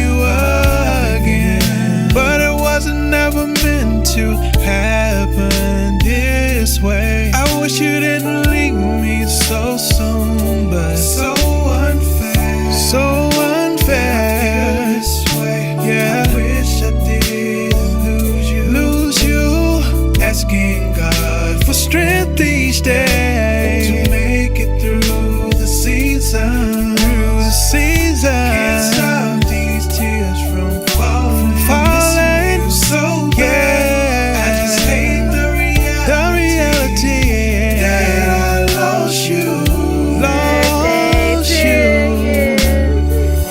I hate I had to lose you this way. I'm sad I can't get you back. Missing your smile and you holding me, holding Happy to the birthday. Say happy to the birthday. you so badly, so badly. I'm missing you, yeah, yeah.